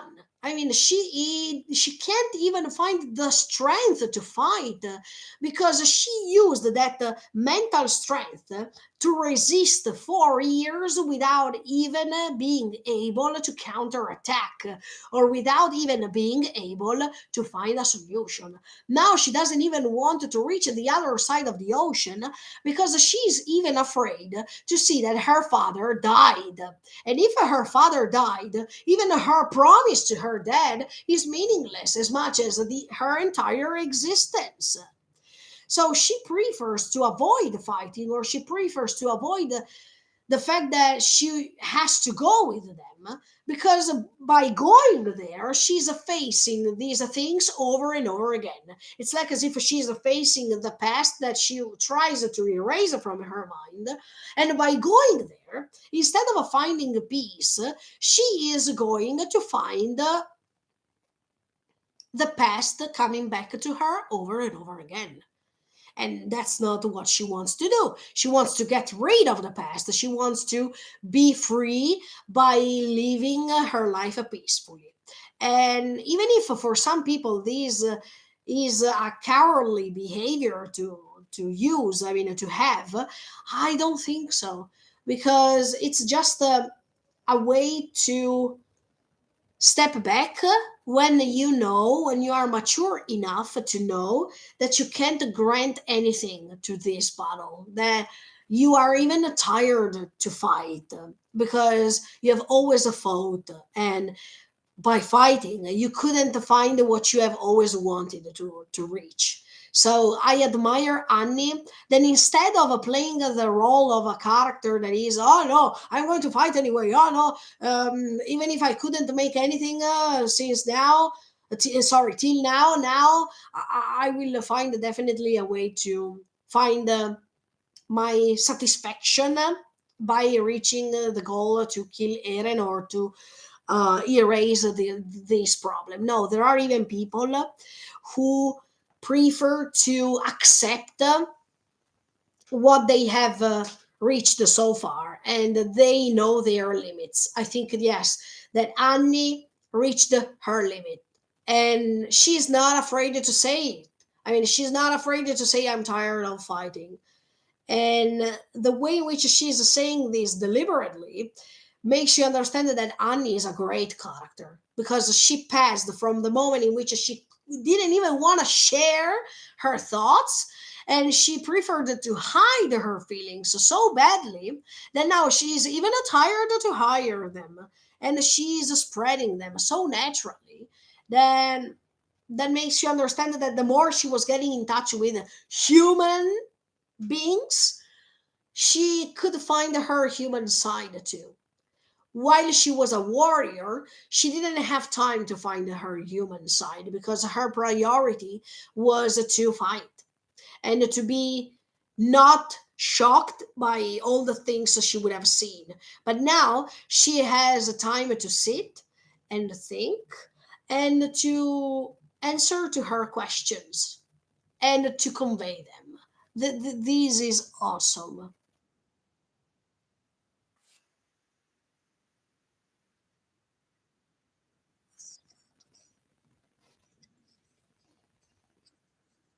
Yes, when she says wanting to save humanity, I don't really get that. Yeah, because when she was young, she was supposed to save humanity from a paradise, because paradise was considered the evil thing, the all evil things in the world. Then she went to paradise, and she discovered that in paradise there were not demons, so there were other human beings. So what kind of a humanity is she supposed to save right now? Then now they are trying to save humanity against Eren, while she maybe understands that even inside the Shubino Kyojin there is anyway Eren, who was supposed to be a human person. I mean, a human being. So what kind of humanity are we going to save right now? It's a concept of humanity that is making her feel misunderstanding. I mean, she feels a misunderstanding right now, because she doesn't even know what kind of humanity are we going to save this time, because every time the version is changing.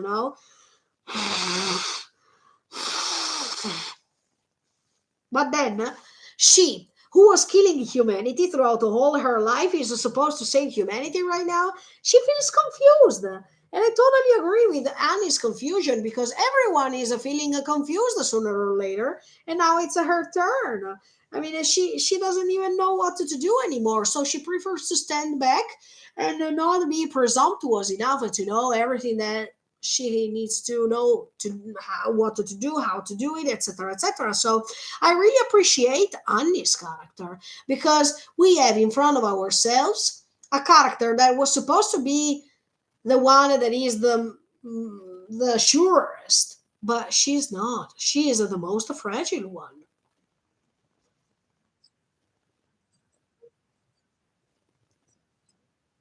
If anything, us Eldians in Marley were persecuted by the humanity you wanted to save. So in this case, she is a little bit listening to what Eren is saying. I mean, she also believes the same thing that Eren believes. So that means, what's the point of helping this humanity who was confining us, who was making us living terrible things? But Annie now is different from Eren because while Eren wants to exterminate all of them, Annie believes that the step, if I step back and I don't act anymore, I mean, I don't fight anymore, then I wanted to find my peace inside myself also because I have some years left and I don't want to waste any more time by fighting or by risking my life again. Just because I have a few years left, I wanted to feel, I mean, I wanted to live my life peacefully and I wanted to do all the things that I couldn't done uh, that I couldn't done before because I was born as a warrior. I was fighting throughout that time. And then while I came to Paradise, I understood that I can have friends, I can have a lover, I can feel peaceful, etc., etc. in Paradise. Okay. Um, and now that I understood that everything that I have done so far is meaningless, why do I have to waste the time by saving the people who condemned me? For what reason? I think that it's hilarious also the fact that Annie is saying these things to Mikasa. Mikasa, who has always wanted Eren to think the same, because Mikasa was the one who was saying, Eren, please come back home. That means, Eren, I know that you have not so much time left. I know that we can spend the time together. So please come back home because in these last years you still have, we can live peacefully together. We can create a family. We can live the life we have never lived before. And by starting the rumbling, and now that you have deleted all these walls, so we don't have the walls but we have just the panorama in front of us, let's live these last years in peace. Stop the rumbling because we still have the chance to live together. Even if it's a small amount of time, we still have time to live together. That is what Annie wants to do. But it's hilarious that Annie is saying the same this thing to Mikasa, who's also thinking the same for Eren. But Eren doesn't think the same thing. Because for Eren, actually, to live just a few years with Mikasa and then to die, it's even more painful. Let's pretend that Eren would have had a baby from Mikasa. It's even more painful to leave this baby and to leave Mikasa aside one day suddenly like this because he has to die. We needed to understand the perception of things or the perspective of each character because it's all different for all of them. And we needed to understand how hard it is for Eren to make this choice because it's not simple, okay? It's not easy. By the way, let's go ahead with this dialogue and let's see what they are saying now. Exactly. Yes. Exactly, because Annie is also saying now it's pointless that I go fighting because I believe that even my father died, even if he's not. If my father died, what I'm fighting for? Because the one and only reason that I'm doing all this throughout all my life is to save my father, or at least to not break that promise. But if now we go there and the rumbling already approached and Marley is gone, even my father is gone. Okay, in this case, she is too presumptuous to think that her father is dead, but she is just associating logical thoughts one after the other one. So she's saying it's pointless for me to fight for this because my father is gone. So I don't need this anymore.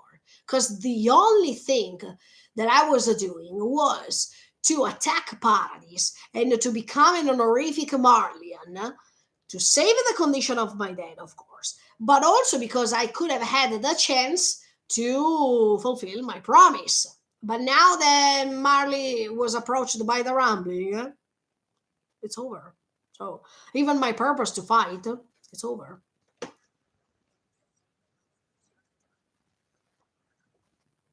There's no one left to protect the aliens.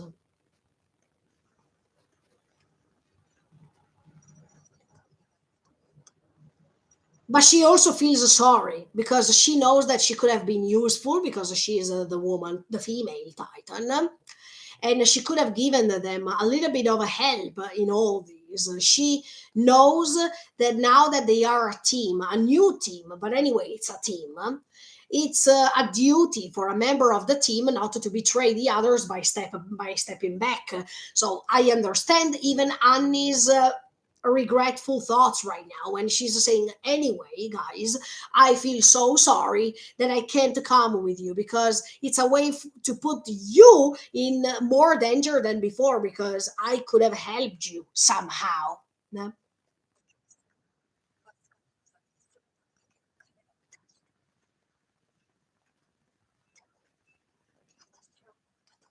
Yes, she is exhausted. Okay, I can't fight anymore.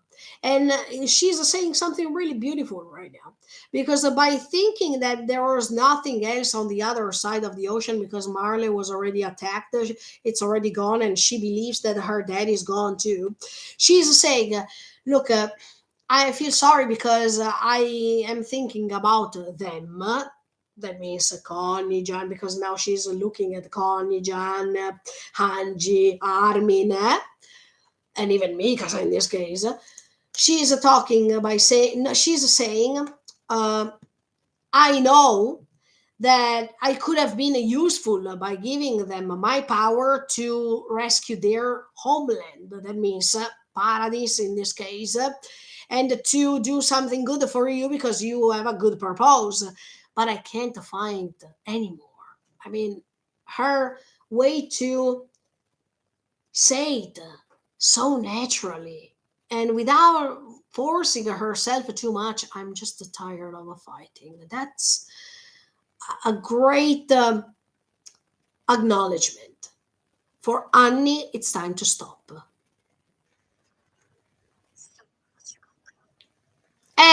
And then she is looking by saying this sentence at Armin.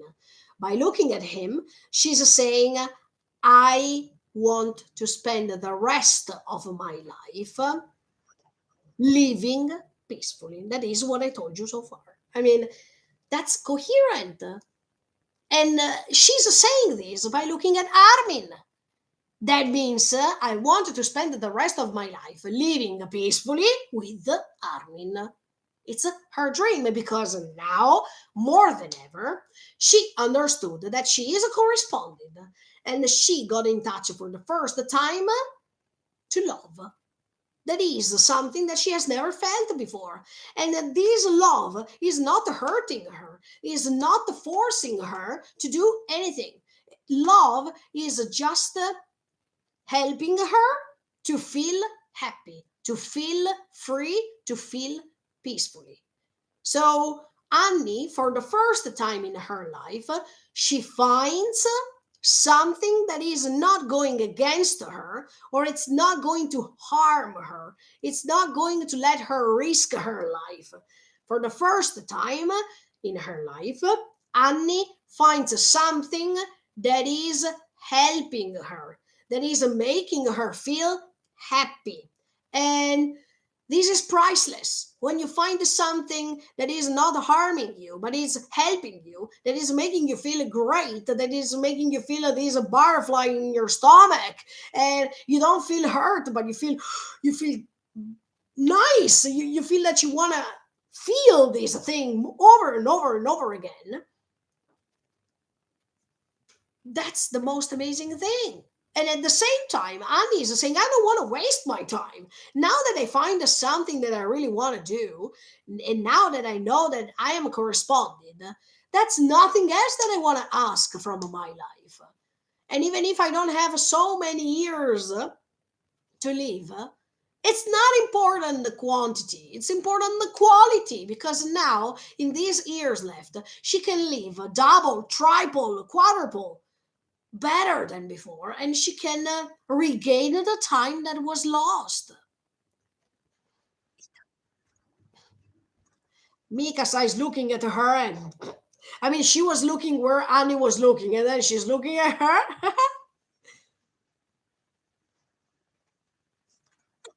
And they are embarrassed because finally Mikasa understood. She didn't know anything. I mean, she didn't know that Armin was going to talk to Annie for 4 years.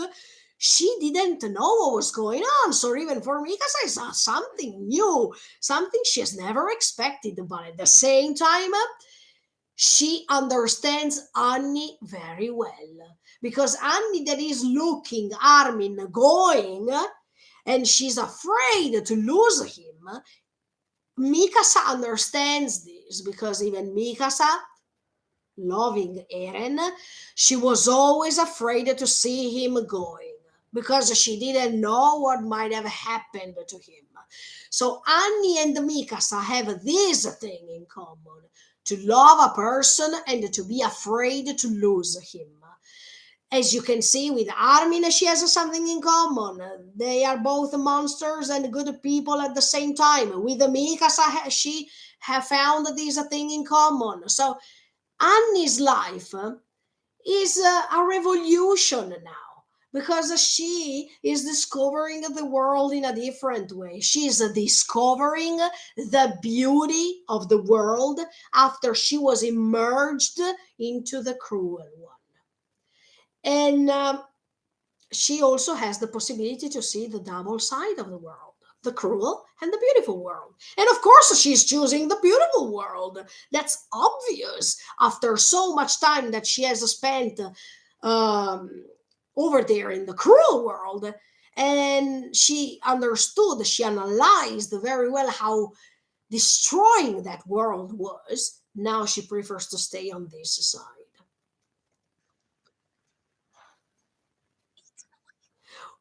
And Mikasa said, "When did this happen? I mean, when since when you like Armin? Because I didn't notice that. She was really good to fake that she didn't like Armin so far, but we have multiple proofs that she loved Armin since season one. So Mikasa couldn't know this because she was not an omniscient viewer as we are. But the way in which Mikasa is happy and at the same time embarrassed and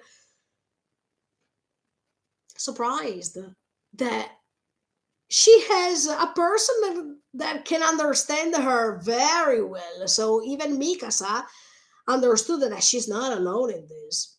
That now she can have a partner in crime.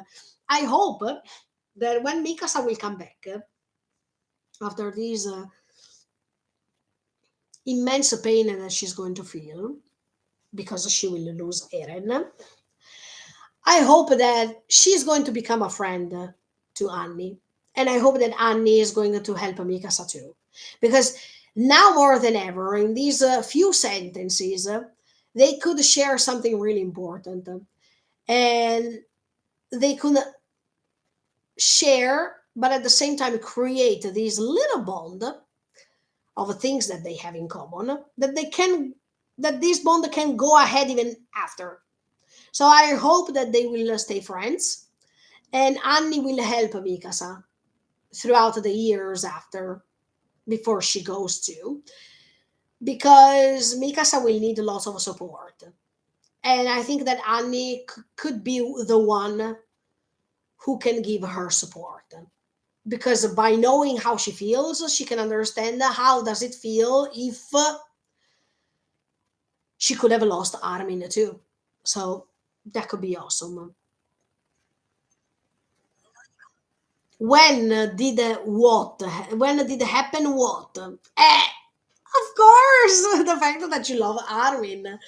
But see, this story is so powerful also because thanks to these dialogues, you understand that thanks to dialogue, you can create a castle of relationships. You can create the shelter that you need. You can create the basics to build your life. And this story was helping you understand that if you sit down and you talk calmly, quietly, you can discover a world from a person, from the inside of a person. And this inside of this person can be the same as yours.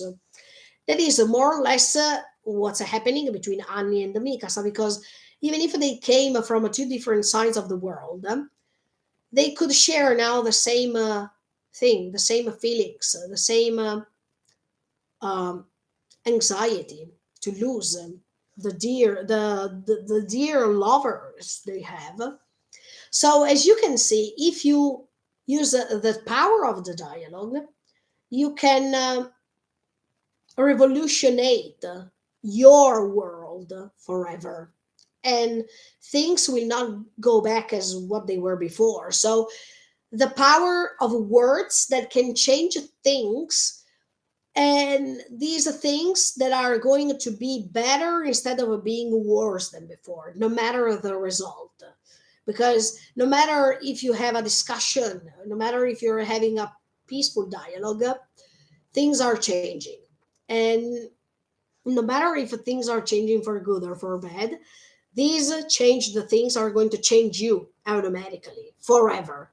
So this story wants to tell you that if we just sit down and we talk without telling look, you have this thing in common with me, and no, you have this thing in common with me.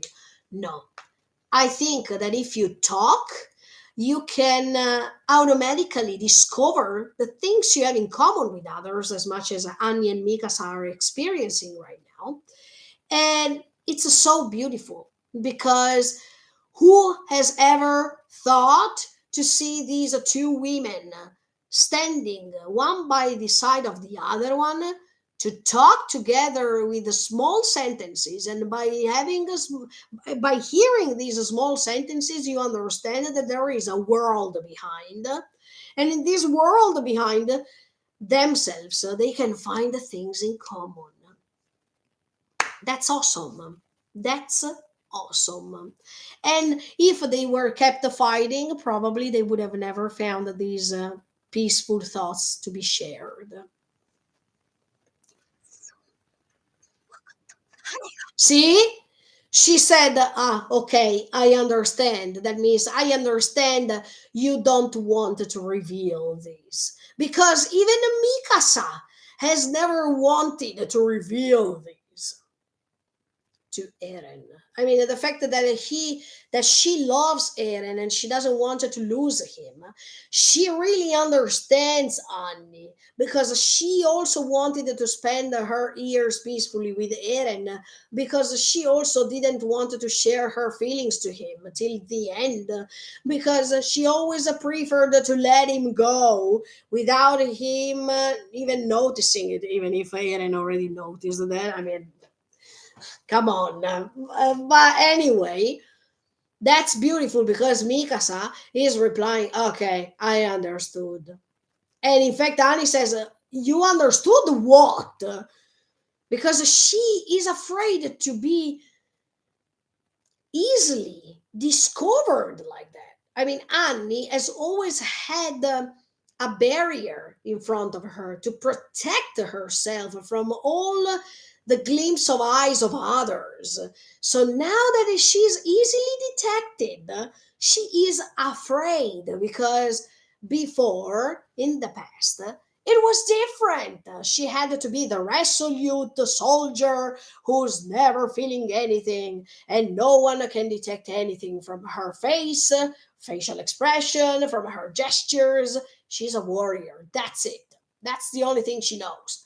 But now that she is disclosing her feelings, and she can't hide the things anymore. She's not able to do so anymore because she is facing a new reality. And when she's immersed in this new reality, she is belonging to it. She's part of it.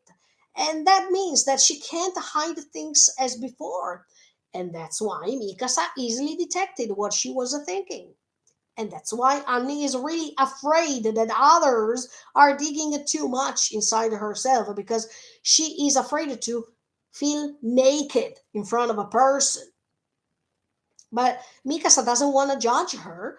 She is just understanding because she's feeling the same.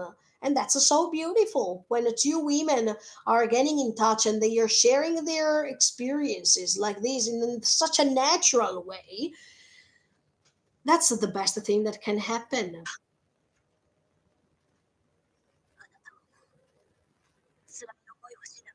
You don't have to suffer anymore. That means Mikasa is saying, look, I'm going to end everything that had to be ended so far. And I understand the pain you have felt throughout your life. So by saying what you said, because it was easier for Mikasa to understand her, also because she said that a small sentence that meant everything. That means I'm tired of fighting. And I wanted to live the rest of my life peacefully. Yes, by saying things like this, of course, Mikasa is understanding how she feels and the fact that she has suffered too much already. Because since she was a girl, little girl, she had to kill people. And this is something abnormal, something atrocious that no one has to experience, right? But Mikasa, when she's saying, look, you don't have to suffer anymore. That means now you can rest, Annie. After all these years that you had to build this shield in front of you and you had to suffer quite a lot, now you can rest. And you don't have to feel ashamed because of that. You don't have to feel embarrassed because you decided to step back. You made your time, and now it's you who can decide what to do because since now she couldn't have the possibility to decide. Annie couldn't decide anything. She came from a place where she was forced by others to follow orders to become honorific Marlians. And now, for the first time, Annie is also experiencing the fact that she can decide what to do, that she can decide to say no. Something that she has never decided before. Because by being forced all the times to have these missions, and by being forced even by her dad to become an honorific Marlian, and by training all the times with her dad, and when she was saying I'm tired, her dad was punishing her to say come on, stand up, you have to train. Annie learns now to say no. I mean, Annie now is learning to step back and to say no, I don't want to do this. Before it was impossible for her to say something like this, but now she has the chance to retreat. She has the chance not to think about a team as a teamwork, because even at that time when she wanted to go back, Reiner was pushing her hard to stay. And as for the team, she couldn't say no. She kept moving forward. But now that she's by herself, and now that nobody is condemning her, nobody is judging her because of her choice, she says no. She steps back, even if this means to probably suffer later because she doesn't know if Armin can come back. But at the same time, the way in which she disclosed her feelings once for all, it was enough. It was good that it was like this.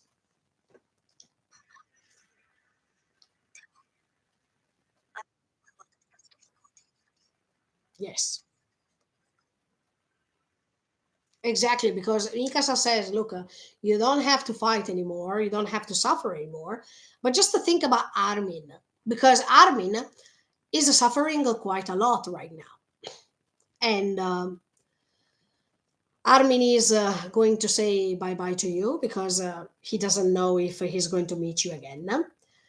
Armin is going to confront Eren, who was supposed to be his best friend, but now he's against him.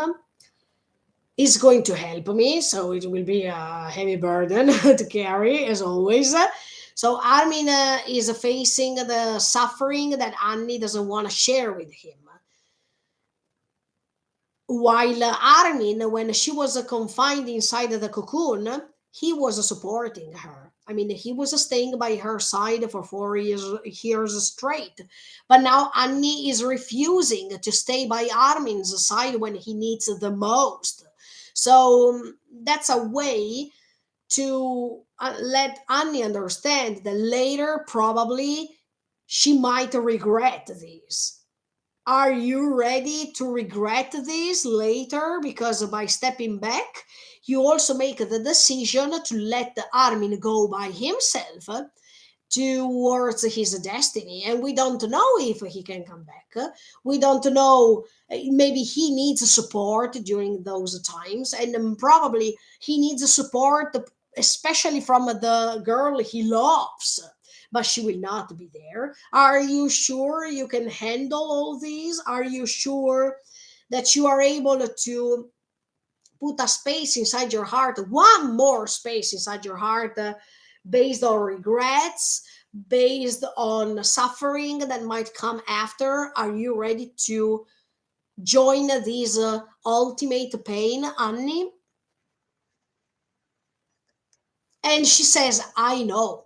That means I know the risks that I'm taking. I know that I will not be there supporting Armin when he will try to defeat Eren.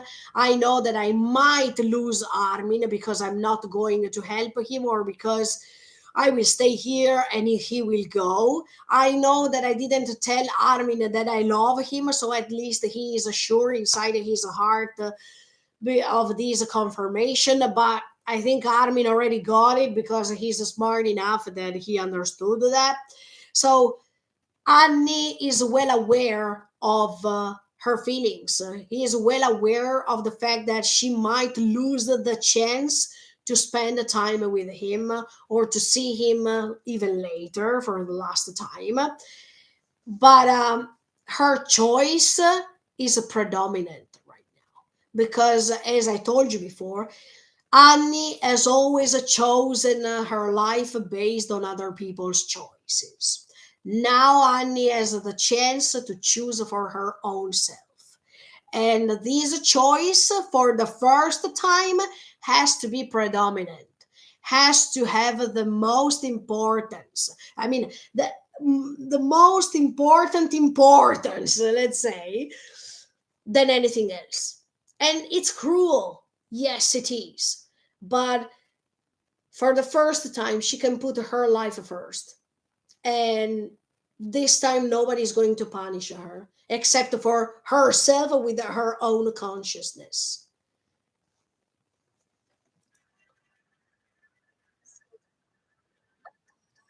And then I like that Annie here was helped, not judged, a little bit by Mikasa. And as you can see, once again, she's repaying the favor because she was listened throughout all this scene. And now she wants to be helpful to Mikasa too. She wants to be there to support her somehow by asking her, "What about you? What do you want?" It's like as if she was asking her, "How do you feel, Mikasa? Are you all right?" It's a way to give her a hand of support, even if it's a silenced way to support other people. But this is how Annie is right now. She doesn't know the proper words to say, but just by staying next to Mikasa and ask her, "What about you?" That's already a great step forward because she has never cared so much about people as for now. And this is a great evolution.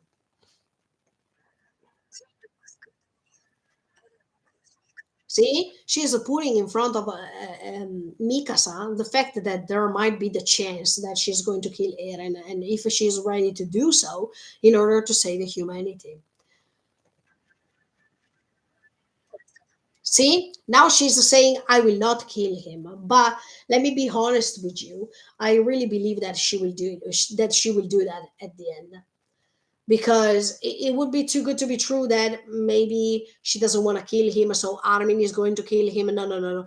This is something that has to be faced between the two counterparts. That is Mikasa, that is the beauty of the world, as it is vision, and Eren, that is the cruel world.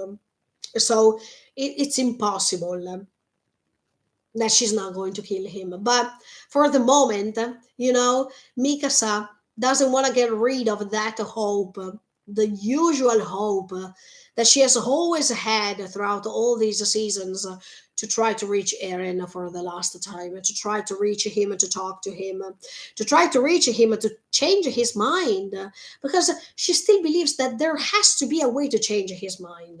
So this small percentage of hope that Mikasa has is admirable because, look, she has never lost that hope, and the fact that she still has that amount of hope inside her heart is marvelous because that's part of the beauty of the world, to keep going ahead, hoping that things will be different.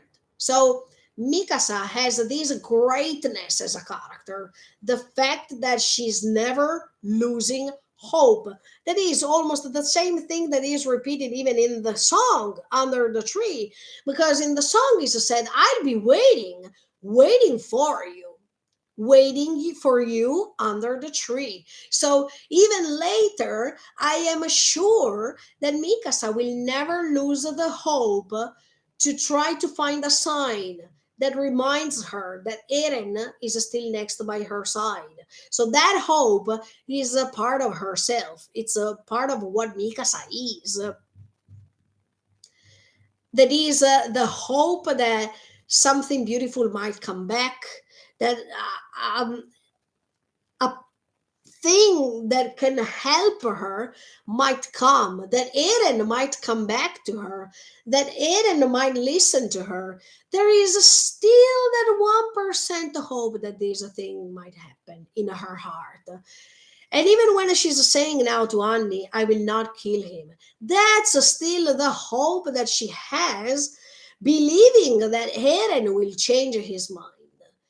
Or it's the hope that is a contrasting reality because she perfectly knows that Eren is not changing his mind, but she is trying at least to put a small band-aid to her heart that is breaking into pieces. And she's trying to convince herself by saying what she's saying, even if she knows that there is even the chance that she might kill him.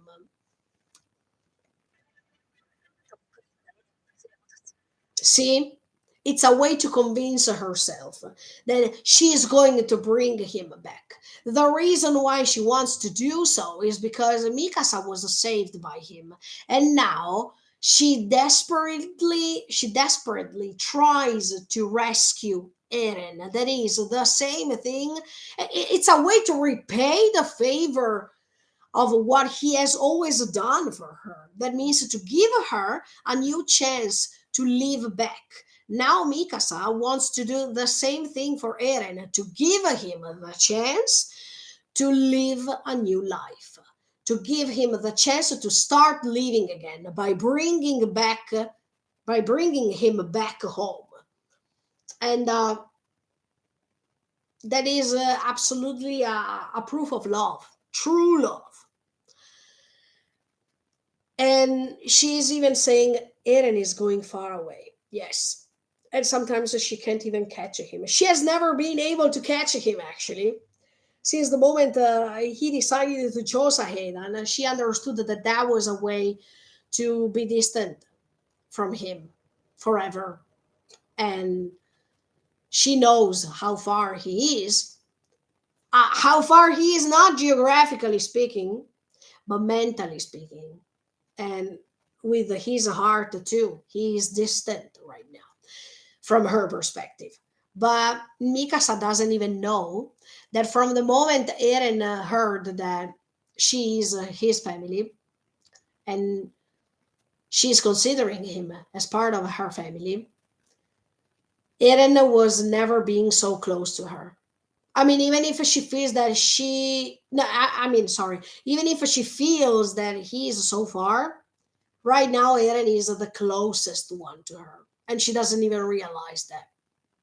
That's really poetic. That's really beautiful. The fact that the distance depends on the perspective, because Mikasa can see him so far away, but from Eren's perspective, now he is so close to her, because he is not denying to himself even the feelings he's feeling, and everything that he's trying to do, even if in the wrong way.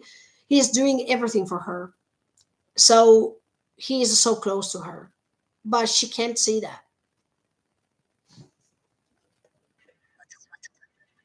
That's all I'm doing. Yeah, I will bring him back. That's all I'm doing. That's even a way to respect the promise she made to Eren's mom, to Carla, because to Carla she promised that she would have always keep an eye on Eren, that she would have always take care of Eren. So it's a sort of duty that she wants to fulfill, not just for herself, but even for Carla.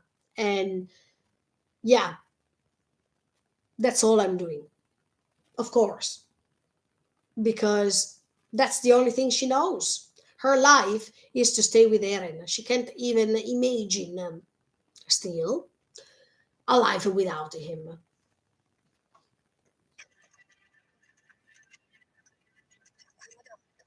By the way, and Annie is still seeing things, and she is asking her things. That's really, really important. I think Annie, by asking all these questions, wants to get in touch with all these characters more and more. It's like as if she is hungry of knowing, because now she has the possibility to talk.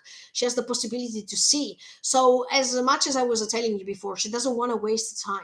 She wants to know as far as she can. She wants to know without a doubt, and without even wasting her time, without doubting, without losing the possibility to ask until she has the right to do so. In fact, she is asking the most important question: did you lose your scarf? Of course not. But she asked that question to see the attachment that Mikasa still has to Eren, and to see if this strength is based on her own thoughts, or because she's still depending on that scarf. Because even Annie, I might believe that she understands the importance of that scarf. So, in the moment in which Mikasa will never use that scarf anymore, that means that she knows how to live without Eren, without the thought of Eren, without the love she feels for Eren, and she will be independent, right? But I have it. I mean, the fact that did you lose the scarf? I have it. That means even if you don't see it right now around my neck, I have it and I didn't lose it. I just wanted to protect that scarf because that scarf is the one and only connection that I still have with Eren.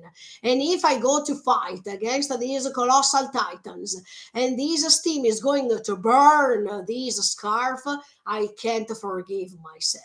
So I have to keep that scarf away for a little bit. But that doesn't mean that I don't remember about her. That doesn't mean that I don't that I forgot about the scarf or that I lost it, because that's my way to connect myself to Eren. And that's why, from my perspective, Mikasa's perspective, it will never go away from me. The scarf is Eren's presence, and until I protect that scarf, I will always find a way to reach Eren even after his death. So when she's saying now, I have it, marvelous.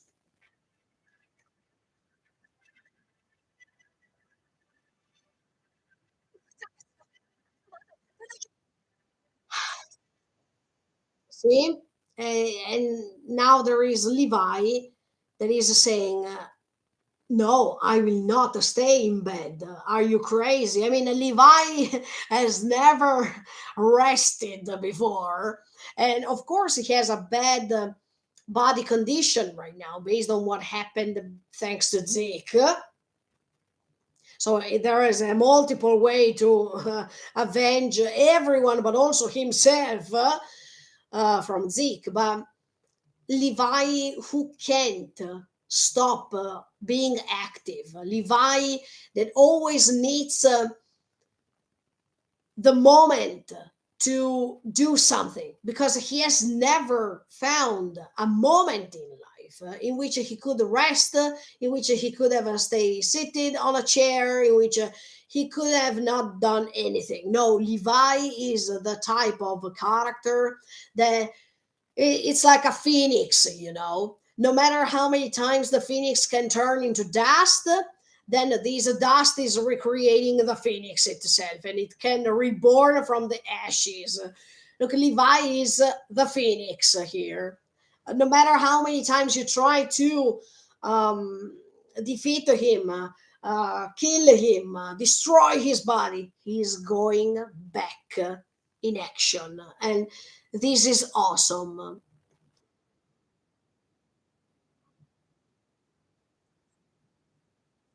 See?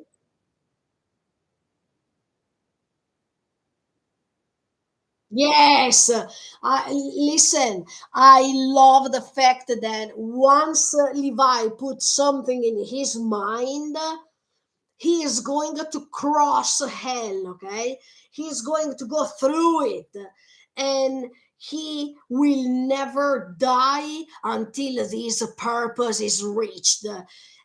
Look, it's like a phoenix. Yeah, it's infinite, and I love this character so much because of all the suffering he was passing through and the way in which he kept pushing himself through suffering, through pain, through losses, because he lost so many comrades. He lost his mother, he lost his uncle, he lost his commander, he lost even a probable love of his life, that is Petra. We'll put it as a question mark. He lost even later, he is losing even Hanji, so he is losing even Eren because he put all of his efforts to protect Eren, to follow Eren, to trust Eren. He's losing everyone. Levi, he is like a black hole because he is englobing all the times all the pain that he has felt so much throughout all his adventure and his existence.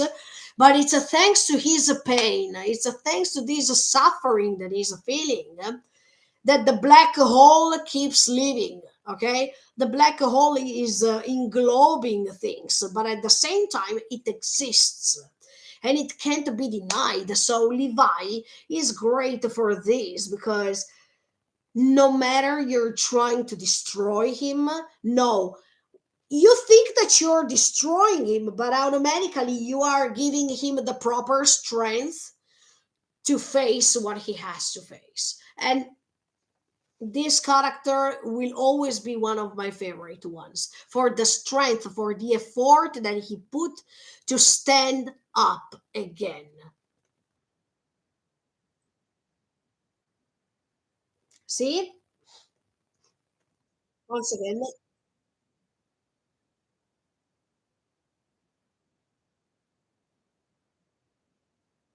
I'll be damned if we don't make her tell us where Eren is going. Of course, he's talking about Yelena, because Yelena was the partner in crime with Eren, with Zeke. I mean, she should know where Eren is right now. But at the same time, what Levi wants to find is Zeke. Because after all these that happened, he has to fulfill his promise. And okay, I prefer to stop here for today with the video that I'm checking, because later, I mean, in another day, I'm going ahead. And in the meantime, we reached let's see, okay, we reached the 19 minutes and 17 seconds. But yeah, the purpose of Levi now is to defeat Zeke once for all. And during the reaction, guys, I was telling you, please, Zeke. It's your time now. I mean, Levi, I can't wait, especially, look, especially after Angie's death. But it's time, okay? I really believe that Levi is going to kill Zeke, because it's something that can't go ahead. It doesn't matter if Zeke has just a half a year, okay, or whatever. He has 1 year, he has a half a year. It doesn't matter. He doesn't, from Levi's perspective, he doesn't deserve to live even one more second. He had to be killed already in season 3, part 2. But after all that happened, after he also tried, even if he didn't, in my opinion, but he tried even 1% to trust Zeke, especially when Zeke decided to stay on their side. But after you betrayed again, once again, after all the people trusted him a little bit, now it's over. It's over. So I really believe that Levi has to avenge everyone. Everyone. Since the beginning of season 2, we have this curse, that is this character. And look, he will do that. And he will do that with the cooperation of others, because he's asking later, please give me your strength. He will do that. I am sure he will cut Zeke's head. I'm sure. Otherwise, he can't die before that. I mean, Levi can't die before that. It's impossible. Otherwise, he will be cursed even in the afterlife. I mean, no, no, no. There's no way. He, as much as Eren has to be killed by Mikasa for the same purpose, that means no one else can kill Eren rather than Mikasa, for the symbolism that I'm talking to you about for so many months. At the same time, there has to be nobody else rather than Levi to kill Zeke.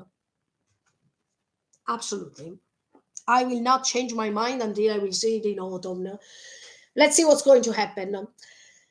Okay, guys, there was other 3 hours, but as you can see, when you go little by little to analyze everything that these characters are saying, I like to tell you my thoughts, and I like to share everything that these characters are telling me based on each scene, because by going ahead scene after scene after scene, you can also reconnect to the previous seasons. Um, you can also imagine what might happen, especially if you are like me, that I am an anime only. It's really intriguing to try to detect, to try to understand what the ending might be. And here today we had the possibility to analyze Annie's character.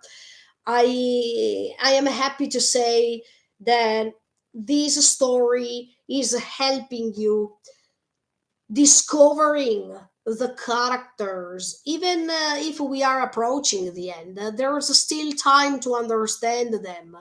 And that's why Shingeki no Kyojin is a great story, because until the end, you will never be able to understand the characters fully. And this is good, because in other stories you understand the psychology of the characters, till the middle of the story, and then you understand how they talk, you understand how they react, what's their point of view, etc., etc. But in this story, everything is unclear, unknown, until we reach the end. And okay, sorry, I am deleting these spam comments. Then I don't delete them. Hello, bye bye. So I really love even these way in which we could get in touch with Armin, or even Annie's character at the end, because Annie had a great evolution too. Annie is starting to live now that we are at the end. I mean, she didn't start living at the beginning of this story. She is starting living now. So this a way, amazing way to tell you that even if we are at the end of the story, there is always a beginning for something else. And this is quite amazing. I love these things. That's why, if in the case that they will put an open ending, sorry, I would like that, because it makes you understand that even if this story is finished, there is the beginning for something else. And we can't end this story for sure based on everything that I told you so far. That means based on the fact that everything might restart over and over again. So let's see what's going to happen. But yeah, many people are saying that, I mean, we're saying that the peak of this story was when we discovered Eren's purpose, when we discovered that he interrupted Grisha and his will, and he tried to convince Grisha to pursue himself, to go ahead, to move forward uh, as the Shingeki no Kyojin's policy is. But I don't think so. I totally disagree with the people who say that after this peak, there is I mean, the story is going down, down, down. No, no, not at all. I think that we are still in the peak, actually. And even the last episode will be the peak, because by reaching the climax, I really don't believe that it's going to go down at all. And that's why I totally disagree, and I don't understand people who believe that this story went down after that moment. This story increased its importance after that moment of Grisha versus Eren in Memories of the Future, from the future, because you are still seeing the evolution of some characters. You see the end of some characters, the ending, but you are getting in touch with Eren more and more now. I really believe that when Armin will talk to Eren, there will be the chance for us to see this side of Eren that is still closed, that is still uh, behind this barrier of the Shubi no Kyojin that he himself is putting right now. So Armin has this great duty to disclose this barrier, to destroy it, and to go through and reach Eren. I can't wait. I really can't wait. These, and this is the last thing that I say, this reminds me the moment in which Armin in season one tried to rescue Eren when Eren went down that Titan because he was chewed by that Titan, and then not chewed, no, he was eaten by that Titan. And then when he reached the belly of this Titan, later he transformed for the first time in the Shingeki no Kyojin. Yeah, even in that case, when Armin was giving him the hand to try to rescue him, and he was already inside that Titan. Yes, now I want to see that scene again. That means I want to see Armin trying to lend this hand to Eren in order to reach him and save him. Or save him, not save him, but at least to talk to him. So Eren, before dying, will have the chance to reveal his thoughts, to reveal what he is or what he really thinks. So, yes, this parallelism between this moment and season one is amazing. There are always connections with the season one, especially in the final season, and especially in these last parts that are quite amazing.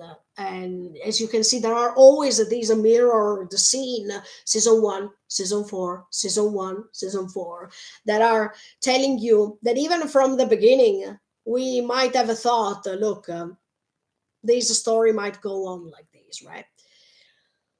That's incredible. That's incredible. But thank you, Isayama, because by watching closely to Annie today, I could have experienced a way to see her in a different way and to understand this controversial character that was always defined as cold, as rude, as emotionless. No, in this special episode, Annie revealed her emotions fully, as best as she could, at least, because she has never had the chance to explore her feelings for real. So it was just a trial, and maybe later when Armin will be back, because I'm pretty sure he will not die, but when he will be back, he will have the chance, she will have the chance to explore feelings more and more and more until her time limit will be over. If the time limit still will have importance after Eren's death, we have to see that. Okay, guys, thank you so much for the support for these 3 long hours. Once again, I wanted to see you in a couple of days because we have to go on analyzing this special episode. So, see you on Wednesday. I think that in that case, it will not be morning like now in Japan, but it will be afternoon. Yes, I will let you know. But anyway, I mean, when you see me live, it's because of this. And see you later with my mother's episode. If it will come out a little bit later, it's because, anyway, I'm working on it. So try to be patient, try to understand me. Thank you so much for the support, guys. See you really soon with other videos coming on on the channel. And see you in a couple of days with the part 4 of this great analysis. Thank you so much. Bye. See you. Bye bye. Thank you.